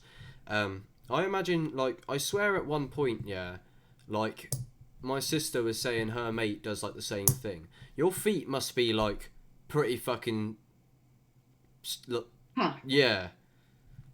It becomes like the bottom of a shoe. Yeah. Like literally, it's like leather, but it Yeah. doesn't even look. It just looks a bit dirty. But recently, No, I've I been know. wearing boots and stuff because it's obviously winter. It's like below. It's like minus degrees all the time at the moment. The last few days, since 2 or 3 days, it hasn't gone like above zero. So it's like I'm wearing shoes. Yeah. But sometimes I'm like, yeah, fuck it. I'm only going over to the bin. I'll just run there barefoot and back. But like in the beginning, I literally was like, every single step is painful. Like if Yeah. there's stones or this or that, like your friends are miles ahead, and you're like, Yeah, literally. why am I doing this to myself? Like this is fucking painful. And some places it's like easy, and then you reach a place with gravel, and you're like, oh my god, it's my worst nightmare. Yeah. Like how am I gonna walk across this path? Like holy shit. And then after a while, your feet just get hard.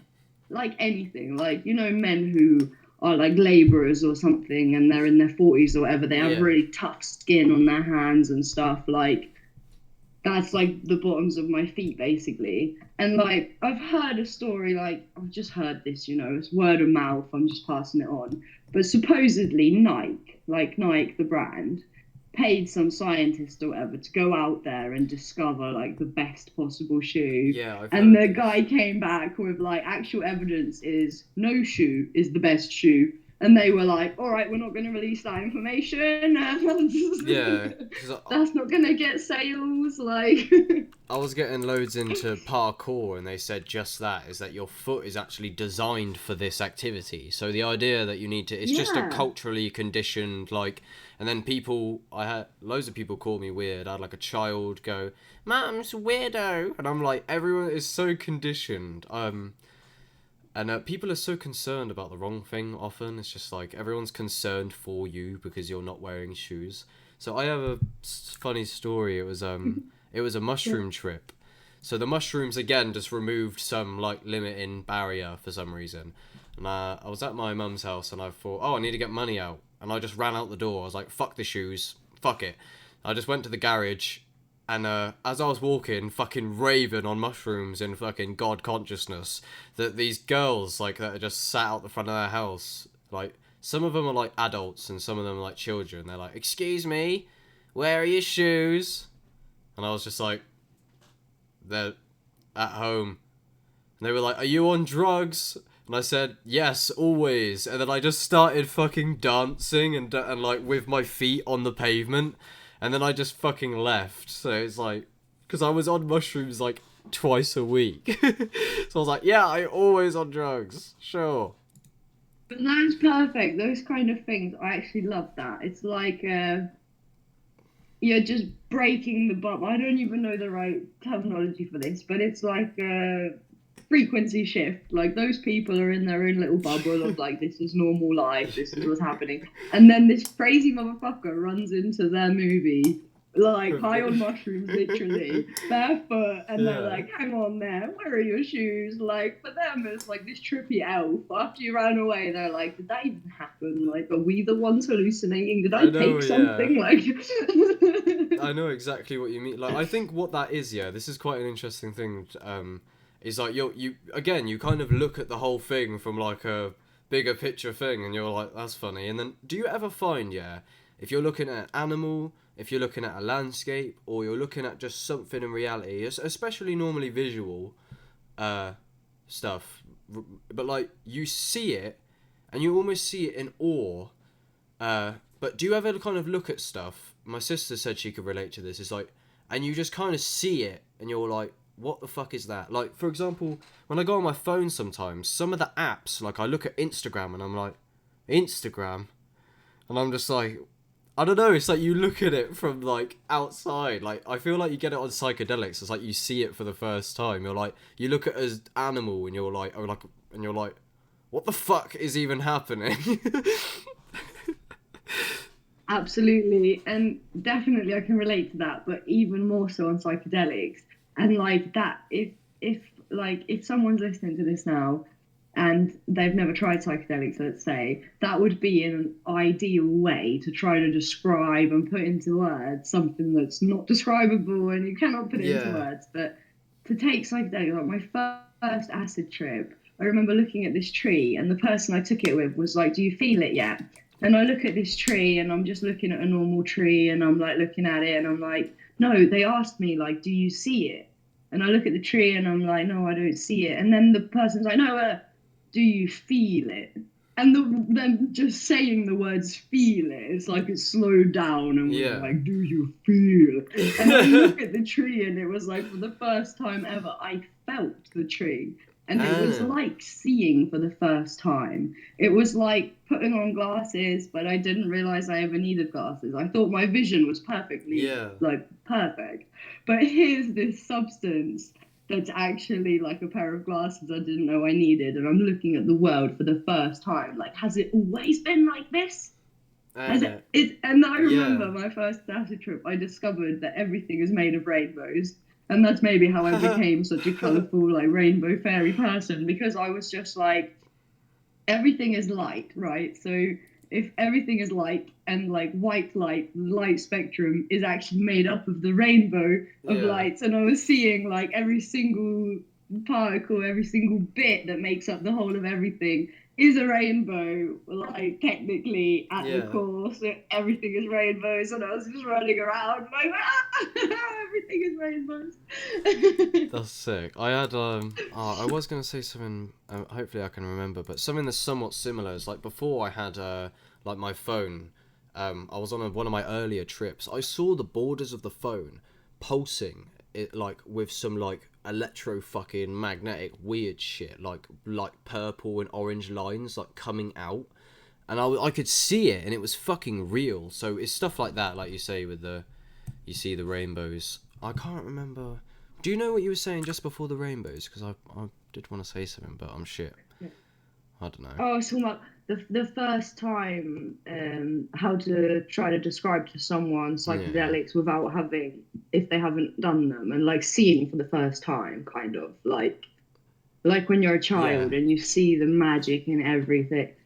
Yeah. Yeah, I got it. I got it now. Yeah, I know what you mean. So it's like those like I'm sure you're probably familiar. Like normally it seems like we're in something that's known as like the default mode network, which is like energy conservation, where the reason why it doesn't seem like magic until, as I stated at the beginning of the podcast, your brain is like running at like 15% to conserve it. But when you take a substance like mushrooms, it like hyper people often come out of it feeling emotionally and physically exhausted because you don't always want to be in that state of perceiving with full intensity, because it probably Yeah. wouldn't be like you can't drive like, well, I can, hypothetically, like, I mean, Rob if you're can, on, but yeah, not everyone can. if you're on like 5-MeO DMT, obviously it's hard for you to just go to your retail job.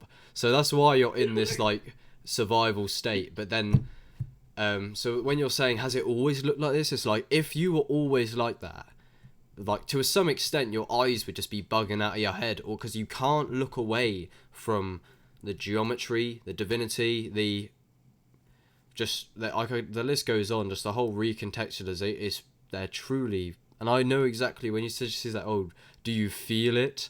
I know exactly what you mean. It's, you build like an intuition. It like wobbles, like. Yeah, literally. That's like that was the moment you felt it. Like that's when it hit you when they said that. Like it was like a trigger word, and you were like, "No, I feel it. Like it's happening." Yeah. But I was gonna say something. Fucking shit. It's just we're so shit. I don't know. Oh, I know, but I'm really loving this chat, this conversation. Like, it's absolutely brilliant. 100%. We're back. We returned. Well, no, they wouldn't have even known that we were gone. Technically, it would have just like cut to a scene immediately. Yeah, I just paused synchronized. Yeah, seemed to be synchronizing a lot on like everything. We're like, yeah, I know exactly what you mean, and then we just needed to pee at the same time. But yeah, I just hit record on a whim. Yeah. I just thought that I'd pause and see if like needed a break or something. I needed a pee as well, but Perfect. We're back. Mr. Nature has provided Miss Sunshine with marijuana. What have you got in there? Just pure ganja? Hashish in this one. Hashish. Right? Hashish, yeah. It was ganja the first time round. Now it's hashish. Cool, we're really living it up here, aren't we? We're living the dream, like Traumatic likes to say. Yeah. Yeah. I'm definitely jealous, but I feel like I don't know if weed's the best because I never normally forget what I'm saying until I smoke before I like make a video. Weed is what makes me forget like my immediate past. So I would like to ask you what I asked Mr. Nature. For me, there was the transition from NPC or just normal people, basically. Like Rob said, he was just a gamer and he just done drugs like 90% of the population. And then I just play games. I didn't care about my health. I was just like everyone else, really, for the most part. No spirituality, no real intention or philosophy or nothing. It's just kind of like leaves blowing in the wind. And then at some point, like I awoke and there was a big transition, a lot of psychedelic use and listening to other ways and researching. And then there was a big transition where, for me especially, everyone thought like I'd lost the plot somewhat. They're like, you're crazy, you're taking drugs, so that's why you've lost your mind. You're hallucinating because you're hyperventilating, and hyperventilation is just guilty as charged again for no reason. And they're like, obviously you took drugs and now you're crazy, that's why. So like, did you ever have that transit where people were like, what the fuck are you on about, when you start talking about like 5D Earth and all this madness? How was that like for you? Yeah, I definitely remember being like your basic white girl. I remember that whole like Starbucks drinking, like shitloads of makeup and curling my hair and straightening it and high heels and like trying to be somebody, trying to fit in and be cool and all that kind of stuff. And then I remember like meeting a hippie looking girl, and like she kind of inspired me to like, hang on a second, I can like look how I want. And at that time I didn't really understand that I was just trying to be like somebody without really actually being myself, just like going about and like trying to be like everybody else in this weird little fucking matrix. And then I started to think things like, oh, I could stop wearing a bra. Why do I even wear a bra? I don't have like fucking tits that I need one. Like it's just literally like this thing that girls do. And like slowly like, oh, I'm not going to shave my legs anymore. And like just these random things. Obviously that's just like from a girl perspective. But I remember the dreadlocks for me were a big thing because at first, like, I had friends with dreadlocks suddenly, and I was like, yeah, that's a cool hair thing, but I didn't want it.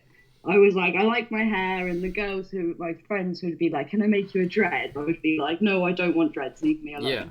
And then I met this one of our friends had like the most beautiful dreadlocks in the world. And I looked at his dreadlocks and was like, "What? How come your dreadlocks are so like pretty? They're so beautiful. They're not like everybody else's, you know. There's something unique. Like, tell me the secret, bro." And then he tells me like, "This is natural dreads. Like, nobody made these for me, nothing with crochet needles. Like, it's called the neglect method. You just do nothing. You like stop washing your hair with fucking products and shampoo and shit. Stop brushing it, stop touching it, and nature will just make this happen." And I'm looking at this man, I'm looking at his beautiful dreads, and it's kind of not making sense. Like, you did nothing and now you look like a god. Like, Yeah. okay, bro. But I'm gonna take your word for it. And then I started to do that. I started to be like, okay, I'm just gonna stop washing my hair. Like, I'm gonna follow this guy's guidelines. And so many of my friends were like, Ola, you look disgusting. Please wash your hair. Please brush your hair. And like this look thing, you know, transitioning from like how you think you're supposed to look like every other Yeah. girl, and you're supposed to shave your armpits, and you're supposed to do this, and you're supposed to do that, and I'm suddenly saying fuck you to all these random like social standard things. Yeah.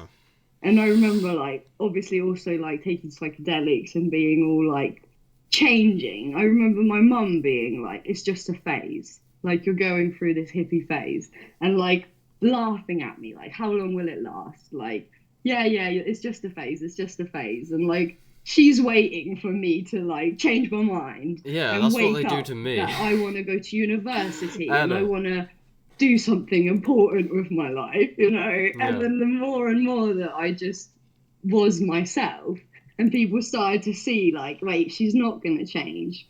She really is completely bonkers. Like, she's fully lost the plot. Yeah. Okay, fine, we'll just accept that as that is. And I have friends like, I had friends like, I've lost people due to them thinking I'm crazy, or I took way too much acid now and I've just lost it, or Mr. Nature's brainwashed me. He's been feeding me so many psychedelics that I've just completely gone bananas. Yeah. And then there's people who message me and they're like, thank you so much for being you, Yeah. while everybody else is running around chasing their tail because you've inspired me. And it's like that one message is worth more than all these stupid opinions of people thinking that you're crazy or you're a drug addict or you've lost the plot. Like, yeah, you almost have to go through that and not care what people think. That's such a big part of it. Like, just living for you, being yourself to the fullest. Because if you run around trying to make other people happy, you've got one person that thinks this is what's best for you, while the other person, like maybe your mum thinks this, while your dad thinks the complete opposite. So either way, you're letting somebody down. So forget what everybody else is saying and focus on like yourself Yeah. and do what you want to do, but obviously without hurting others and stuff. And that kind of like gives other people permission to do the same. It's Yeah. like people can feel like, Yeah. oh, okay, I can just be myself, you know, I don't need to pretend to be anybody else.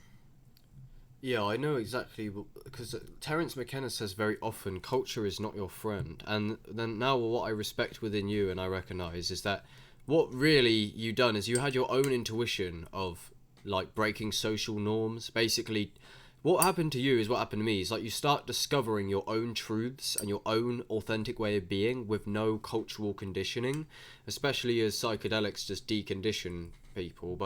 And then like I wish my parents would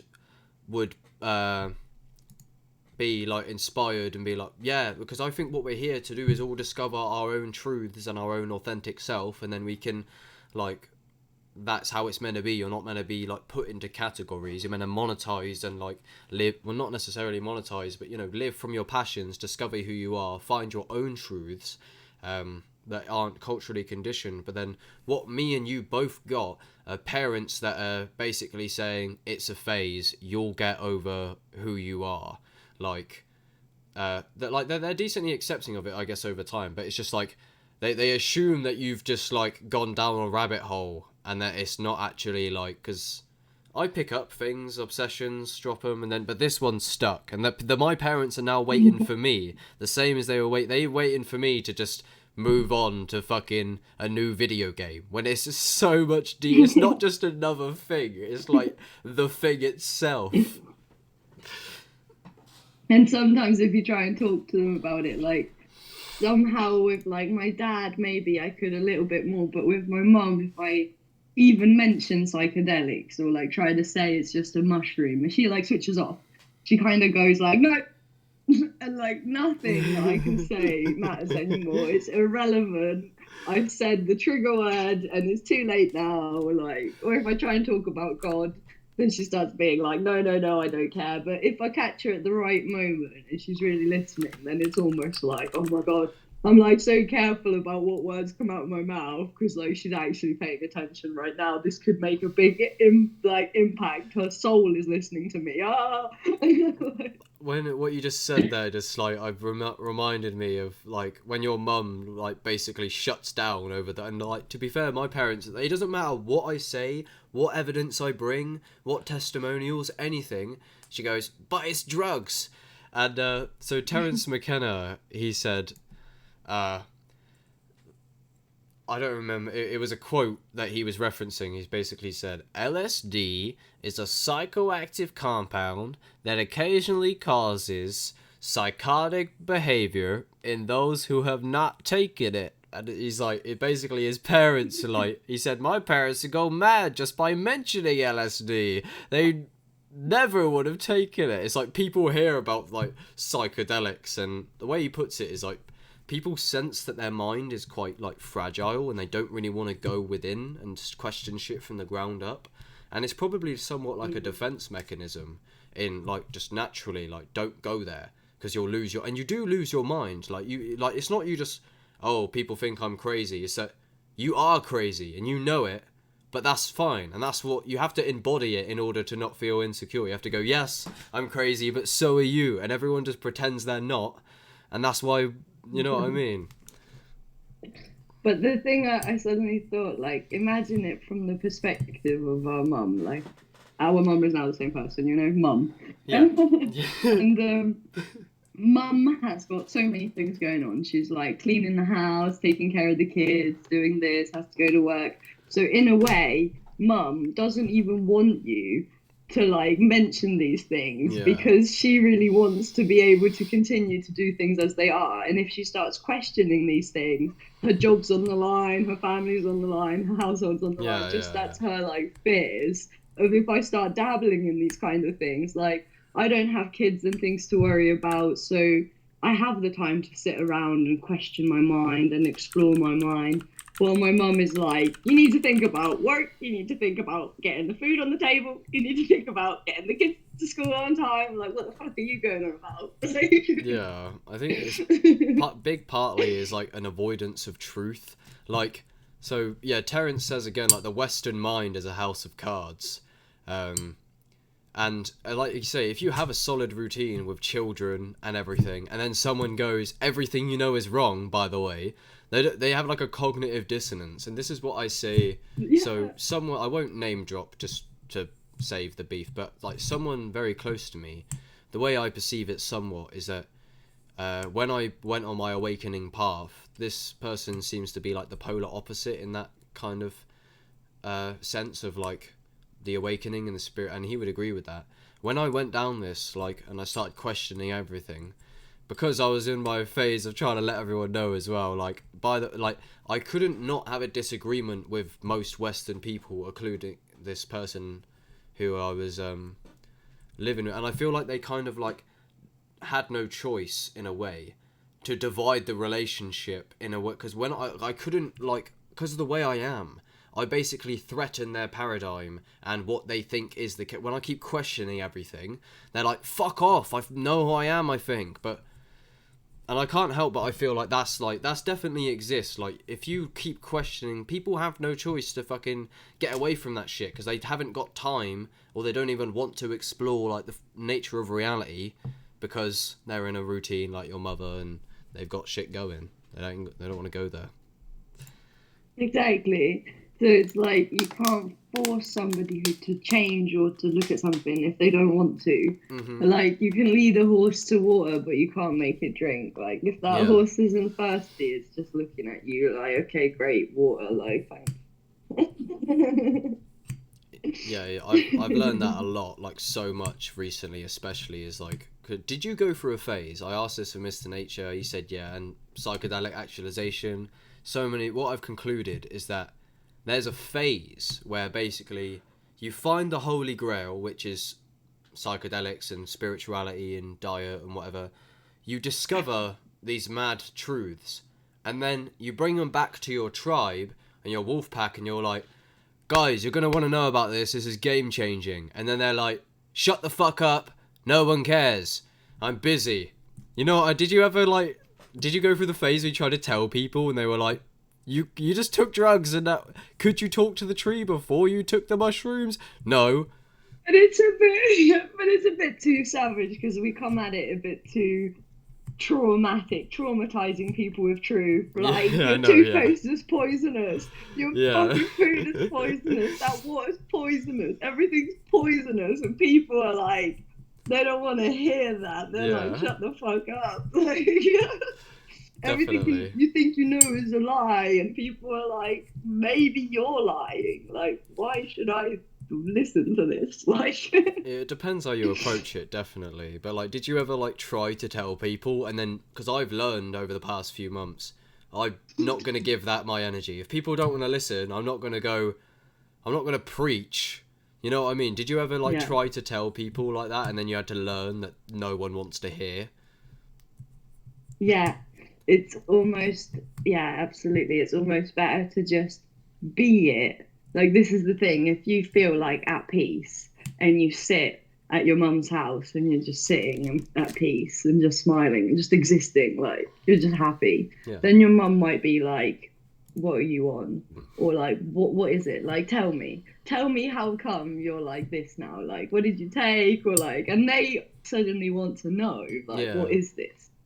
And if you come like, I have the answer, no one asked for it, but you Yeah. come like, I have the answer, it's this, Yeah. No. then people are kind of like, who's this guy? Like, I'm No. fine, I'm doing my thing over here, and he's trying to sell me some shit, you know? So it's better to just be it, and when somebody asks, then you're like, they've asked, so they've Yeah. opened the That's it. door, and Yeah. now you have the opportunity to spill everything. But Yeah. you don't have to go and like shove it down people's throats, like say, like preaching it. Yeah. I 100% agree. I did have a point. That thing's frozen. Yeah. No. Yeah. I did think something way back, but I can't fucking remember anymore. Um. Well, if you, I don't know if you want to continue on that point, but other than that, I reckon we should just get a little bit into just general psychedelics, maybe talk if you wanted to do that. Yeah, definitely. Psychedelics are a big part of it. If it wasn't for psychedelics, like I kind of remember like being introduced to truth on YouTube, like spirit science or whatever have you, that's like, hello, you're not just a human being, you're a multi-dimensional spirit inside of a human body, like all this kind of things. Yeah. You can hear it as knowledge and like take it into your brain and try to digest it and maybe need to sleep on it and like start getting all a bit like existential crisis, you know, cognitive dissonance. But then if you are to combine that kind of experience with a psychedelic experience where you experience it firsthand, you see it, or like either or, you know, you can learn about it and that's cool and that's one thing, but to actually live something, to like go into the book instead of just read a book is a whole other thing. To live it, then you cannot. That's why we run to our families and our tribe like, this is a game changer, because you experienced something that felt like it changed you in a way for the Yeah. better. So then you're like, everyone needs to try this. Can we just give everyone mushrooms and please? Yeah, 100%. Yeah, it's like you don't have a like because my friend came down from a 4.2 gram trip. I was with him, and he had like a full non-dual breakthrough. And when he come down, he was just like completely taken back, and he was like, "I want to share what I've learned," and that's what happened. And then everyone like kind of victimizes you for wanting to share it. They're like, "No one asked," and yeah, people don't have an intrinsic value for truth. A lot of people don't care about the nature of reality. People aren't concerned about the true nature of self, or like they just think it's like, who cares? I just want to actually enjoy my life, like. But yeah, it's like you want the reason why we try to tell people is because it was so game changing to us, especially when we initially had, like you say, you've had a few, and then you have that one trip that expands your whole idea of what these things are capable of, and then because it like heals you from the inside out, you're like, guys, I have like liberation physically here. This is the fuel for awakening. You can have some too. Yeah, it's like how Terence says it's like it's one long talk away from ordinary human being to meet infinite multiplicity alien fucking entities, like, and it's been here the whole time. Yeah. So it's quite a big discovery, yet it's illegal, so no one knows, and there's such a stigma, and you're like, this is wrong, and people are like, no, it isn't. Everything that I believe is correct. It's like I don't understand why people actually like. They have like a grip on their beliefs. Like if you challenge someone's, like if they've been eating dairy their whole life, and you're like, oh, by the way, maybe dairy hypothetically is, they like, because they've been eating it their whole life, they're like, oh, it's fine. Like they're attached to, like, I guess it's like an identity thing. But if I hear a new truth, I'm like, yeah, okay. I always say, like, if I'm wrong, then tell me, and we'll like progress and find the truth. Like, I don't attach to what I thought was the case in light of a new truth, and I don't really understand why people do that. Yeah, but I think people like myself and you from a young age, and many people, of course, have had this feeling like something isn't right, you know? And Yeah. people like say, I grew up in Poland for the first 9 years or whatever, and that was all Catholic, I think they are. So you're being told all these things. And I remember thinking, like, none of this sounds right. And like going to church and feeling like, nope. And then like Yeah. people are telling you, like, here's truth, while you're there, like, no, it just doesn't feel like I'm hearing you, I'm seeing it and everything, but the feeling is like, nah. And then if one day you connect with something where the feeling is like 110% yes, Yeah, I know. like Yeah. here is religion where people are trying to tell me religion's this thing, that's totally not it. Like, Yeah. but if you take a magic mushroom, you have like true religion, like first-hand experience, and anyone can experience it. Yeah. So we're like, but your friend, like you were saying, the four and a bit grams of mushrooms, and afterwards, how he was like, I want to share my experience. That's the kind of window of opportunity to be like, right, I'm going to make a YouTube channel. Yeah. Even if it's just this one video where I share this one experience, because I've got to get it out there. And then it's not like you're telling your mum or that guy or this person, like you're just putting it out there for whoever's looking for it or wants to listen. Yeah, 100%, And I love yeah. being on YouTube somehow, and I feel like I'm always sharing that with people who I feel like you're a character, like you could be on YouTube. And I love supporting other people's channels also. Like my friend recently made a channel, and I've been like sharing her channel everywhere and being like, yo, you should all check this out. Like when I'm discovering you, like literally yesterday, I think through Rob and whatever, I was feeling like, yep, this guy, gotta do everything I can in all the different social medias for people to like find this. I do that loads as well. Like a lot of people don't seem to like do that, or they just don't think about it, but I do it a lot because I know how good it feels. Like when I see like a small artist on the rise, like a conscious rapper who like no one, I share, I don't know who I don't owe him anything, I'm just like, check him out, leave a comment or whatever the fuck, and that's what you done to me, and I like, it means more than you can imagine, especially as a small channel. When I see you posting the stuff, I'm like because I've put so much into this, and getting new eyes and that, you know how valuable, and that's why you do it, and I respect that, and I do that as well.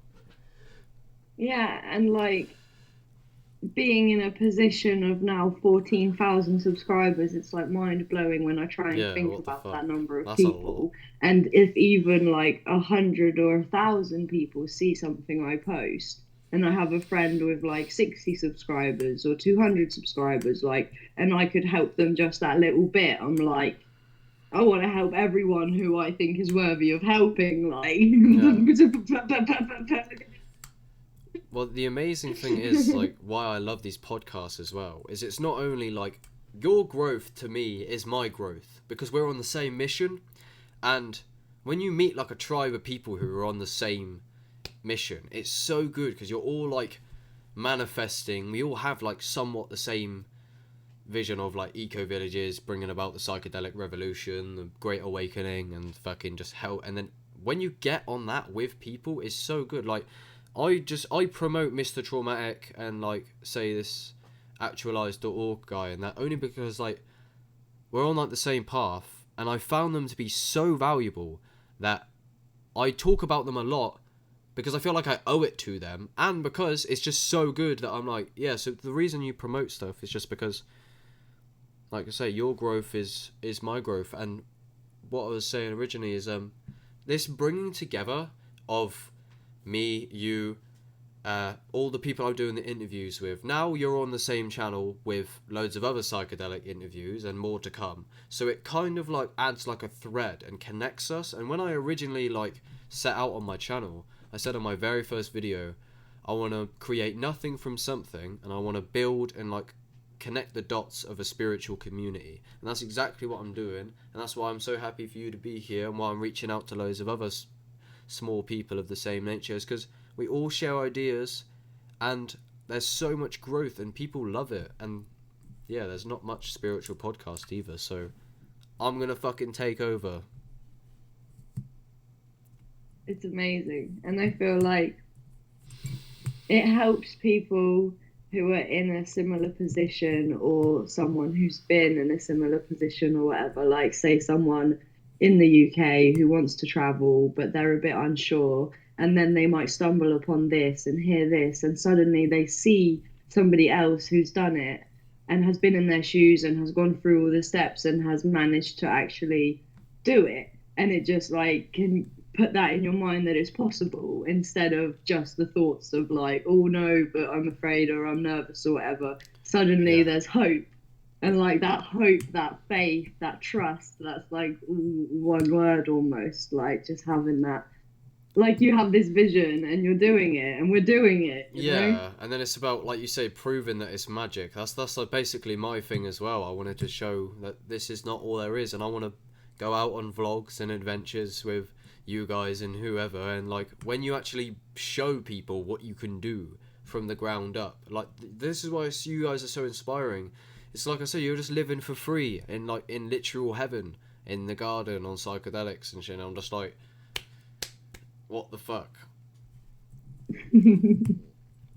That Uh, was amazing. And like before we went to India, I painted a painting that I got so much money for that that was kind of like a big amount of the fund that got us to even be like we're going to Asia. Like I'd never been to Asia. Suddenly got this money, we're going and we get to India and then we're like we're gonna extend this stay, like we're gonna make it work. And we end up in Nepal like I used to say all the time, I'm living on hopes and dreams. yeah. Like I didn't have like some kind of money supporting me to begin with. It was just I'm living on hopes and dreams.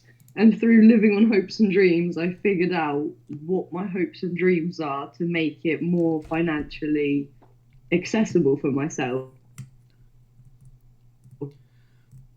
But to be around on hopes and dreams, like Yeah. Um. So it's like basically 2 hours. I don't. Are you comfortable if we I got one question. I normally close it off. Uh, and then do you reckon that's good for this time? Nearly like 2 hours, basically. And we can always do another one. I'm definitely willing to. I feel like it was very constructive. I learned a lot. It was fun. But if you're happy, I got one. go Some for it, yeah. like. So if you could like summarize your whole shebang. Basically, if you had like one message that the world was gonna hear, say like you was just about to die, and like this is your last chance, your final thing you can say before you die, what would that be? Like, can you sum up your message? What you've learned in a sentence or a few sentences or a few words, anything? While you were asking the question, there were so many like thoughts and ideas running through my head of like, oh, say this, say that. Yeah. To summarize it all in one, that's a brilliant question. I'm sure I can, you know. I think just be yourself to the fullest.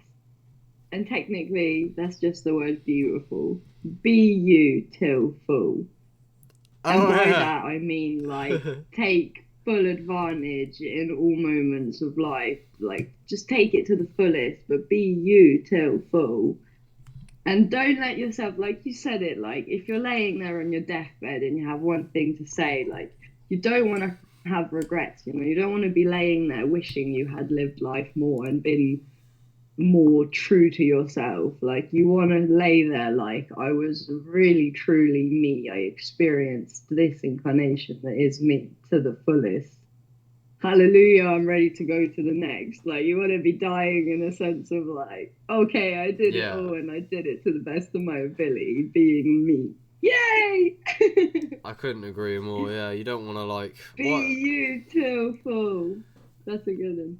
it's like you don't want to have regrets anyway, regardless of how it goes. But I know what you mean. No. It's like you don't want to be on your deathbed wishing you hadn't have mediated your authentic self. Like what we were saying earlier, people have so much potential, but they like limit that because of cultural stigma, conditioning, and social anxiety. They're scared to be their authentic self, and society Which is definitely just promotes. belief and thoughts, Yeah, isn't yeah, it? yeah. Literally. It's believing a thought that says I can't do it or I'm not good enough, or the person who hasn't done it is the person who's decided like, oh, okay, I can't, you know? Obviously, in Yeah. some circumstances, like the moment will come, but when that moment comes, you got to do it, because when you don't, that's when you regret, isn't it?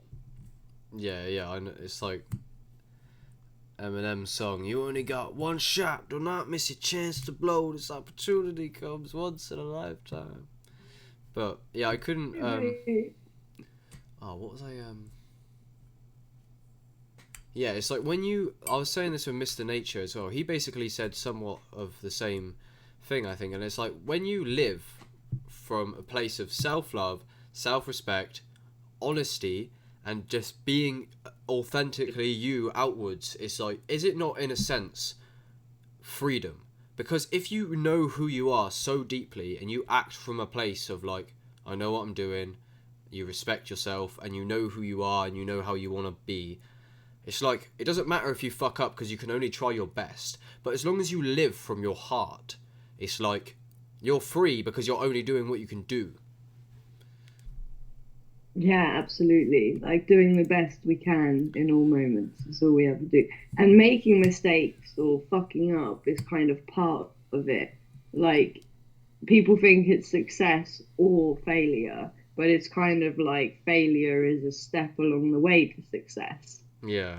Like you got to sometimes not succeed because you learn from that to be able to, if you fail and then stop there, then you don't give yourself a chance to succeed because maybe that next one would have been the one. But if you're like, oh fuck, I failed, I give up, like we gotta just, exactly, that's the freedom, isn't it? Like, Yeah. and trust trust is such an important one when it comes to travel, when it comes to psychedelics, when it comes to anything. And that's kind of like that surrendering control and letting go and like going with the flow. If you try and swim against the current, it's like stressful almost and you're not getting anywhere. Yeah. But if you just go like fuck it and just go with what is. 100%. Yeah. It's even Mr. Nature was saying the same thing. I was saying yesterday on the podcast, it was like control is like the root of the vast majority, like you're trying to control it. If you let go and go with the Tao, the flow, then you kind of go with the stream. You're just kind of flowing, and it's liberating to trust in the universe. It's not, don't think it's a fluke. I trust so deeply in my experience. I don't think anything's gonna happen. There is like nothing. There's no mistake. Yeah, thank you. That's absolutely, yeah. Yeah. Absolutely. That's how I feel. Perfect. It's all perfect, isn't it? Like yeah, that's why the importance of just understanding your existential nature is just like the idea that you're just a bag of meat that just got consciousness on a rock that's just hurling in a random direction through space. It's like I believe in the divinity is like it's playing out exactly how God or me as God planned. Also, it's like a real life fairy tale, you know. And then you forget you're dreaming, so there's actual real stakes. Sometimes we just take life too seriously, I think. It's so much more fun when you see like you're playing, even when you're at work, instead of I'm working, if you think I'm playing. Like playing like you were in a play or a movie or on stage in the theatre, and like a kid plays, just having fun. And like... Because you are really. My intro, I go Wagwan gamers, and then I realised like after I made that, like it's actually like genius because we are gamers. We like play the role of the retail dickhead, the hippie barefoot, and like that's what it is. That's why you said earlier you see it as like some big game fantasy world, and that's what I feel as well. I'm getting like my cheeks are aching from smiling. Yeah. That's a good sign. But you're definitely right. It's just for me, I got liberated when I was like, why do I take everything so seriously? And then for like 3 days after that, I was just so peaceful because it's like Alan Watts says it's like sincere, like when you play a song on a piano or something, like you're sincere, but you're not serious. And life is like a dance, like a musical flow. Definitely. So let's play more. That's trust and play. 100%. That's why play leaves so many people's lives. It's quite like people just forget about it and just start going to work and that. It's like, why does no one like kick a ball around anymore? But, yeah. Never grow up. We never grow up. Yeah, growing up is just I swear it's like my friend Key Parks, who's very spiritual as well. He's got a channel. He put a video called "The Trap of Growing Up." It's like you don't really need like the idea that the innocence leaves as you grow is not it's not really the case, and like it is a trap of growing up. You just adapt responsibilities and becoming integrated into a culture of like growing up is not the same everywhere. It's just like an idea that you have to transition into a category and a cog in a machine. I was starting to read a book by Osho. It was only a small book about innocence, like returning to that state of innocence, that childlike innocence. And it kind of spoke about how like every single person, like all of us are born with that innocence as a child, like childlike innocence. And then as you grow up, like become indoctrinated or programmed or however you want to put it, every single person goes through these two stages, like the innocence and then like coming out with the innocent. And then there's a third stage that not everyone really goes into. This is just, Osho's words written down into a book. And like we are of that path of like returning to innocence. And every single person could be, but so many people are just maybe perhaps not aware that that's even a choice, that they could return to what it was like when you were a kid. When, like you were saying, like everything is like you're looking at it for the first time and it's so magical, and you could just stare at it and you're like, what actually is this? Literally, that's how it is when you're a kid. It's like neuroplasticity partly, but oh fuck. Damn it! I definitely wanted to. Yeah. So it's like, yeah. So this is how me and you like resonate on this part thing as well. Is because like I think that I didn't read Osho's book, or I thought that just myself, and that's why you started questioning norms and becoming your own truth. Is because we just spontaneously think like, well, where does the innocence stop? Like, why is it when you grow up that you pass like a threshold, unless you have like some crazy disability where everyone grants you your innocence? You know what I mean? And then like, if you're like an average human, they're like, oh, you're not innocent because you know what you're doing. You know, you should behave. But then, to me, there's no point where that innocence goes. It doesn't seem like it with a lot of people, but like, the innocence is still there fundamentally at the center of all of it. Like, no one asked to be here, and then with innocence is forgiveness, and then it just brings about goodness. Absolutely. And I think Mr. Nature, Rob, Mr. Nature, I think he said this in the interview yesterday about Ram Dass's guru, Ramana Maharshi, I think it is, that always was just saying to love everyone. Oh, sorry, wrong one. He's right here. Neem Karol Babaji. That was Neem Karol Babaji was saying, love everyone and tell the truth. And then Ram Dass, while he was still on the path, was getting frustrated because he was thinking, my truth is that I hate everyone. And that's like the ego consciousness. But the true you, the true every single one of us, loves everyone because we're all the same thing and tells the truth just naturally. It's just our natural way of being, like loving and compassionate, innocence, kindness. Everything's a miracle and amazing and magical. But it's just the kind of layer in front that we captured along the way that we identify with that then goes, no, my truth is I hate everyone and life sucks. Yeah, and then it's like letting go of the mask is all that needs to happen, and then you're in pure bliss. That's what Mr. Nature was saying yesterday. It's like awakening and everything. It's just like forgetting all these ideologies and thoughts that you've been identified with. And that's why we said psychedelics just put you on your ass in the present moment. You think you know who you are, and yeah, I 100%. Like a slap around the face, like a loving slap around the face. Like, take a look at yourself, and you're forced to. Yeah, like, it's crazy how it comes. It's like full blast. You just confront your life. But right, what are we saying? Are you? I reckon I'm happy to wrap it up. It's been like 2 hours and 10 minutes, and I've had a very good time. Perfect. Is there anything that you want to like? It goes quick, doesn't it? Go quick, like. Yeah, this is a very good one. I'm definitely happy that we done this. I can tell. I've been following it, trying to be more sharp, and I was like, yeah, I think this is going good. I think we hit good points. But yeah, if you're happy to wrap it up, is there anything else you want to say, just as a final message for this one?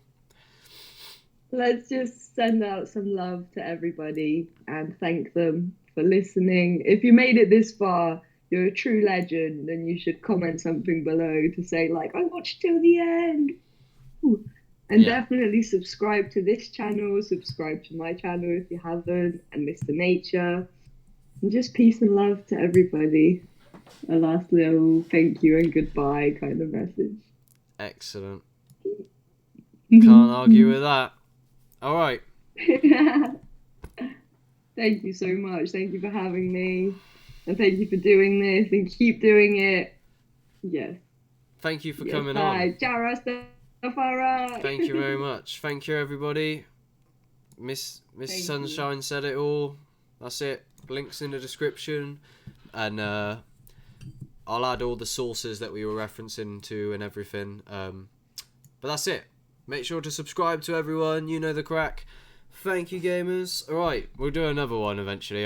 Hopefully, maybe. But this was good. Alright. Thank you. I will hit stop record.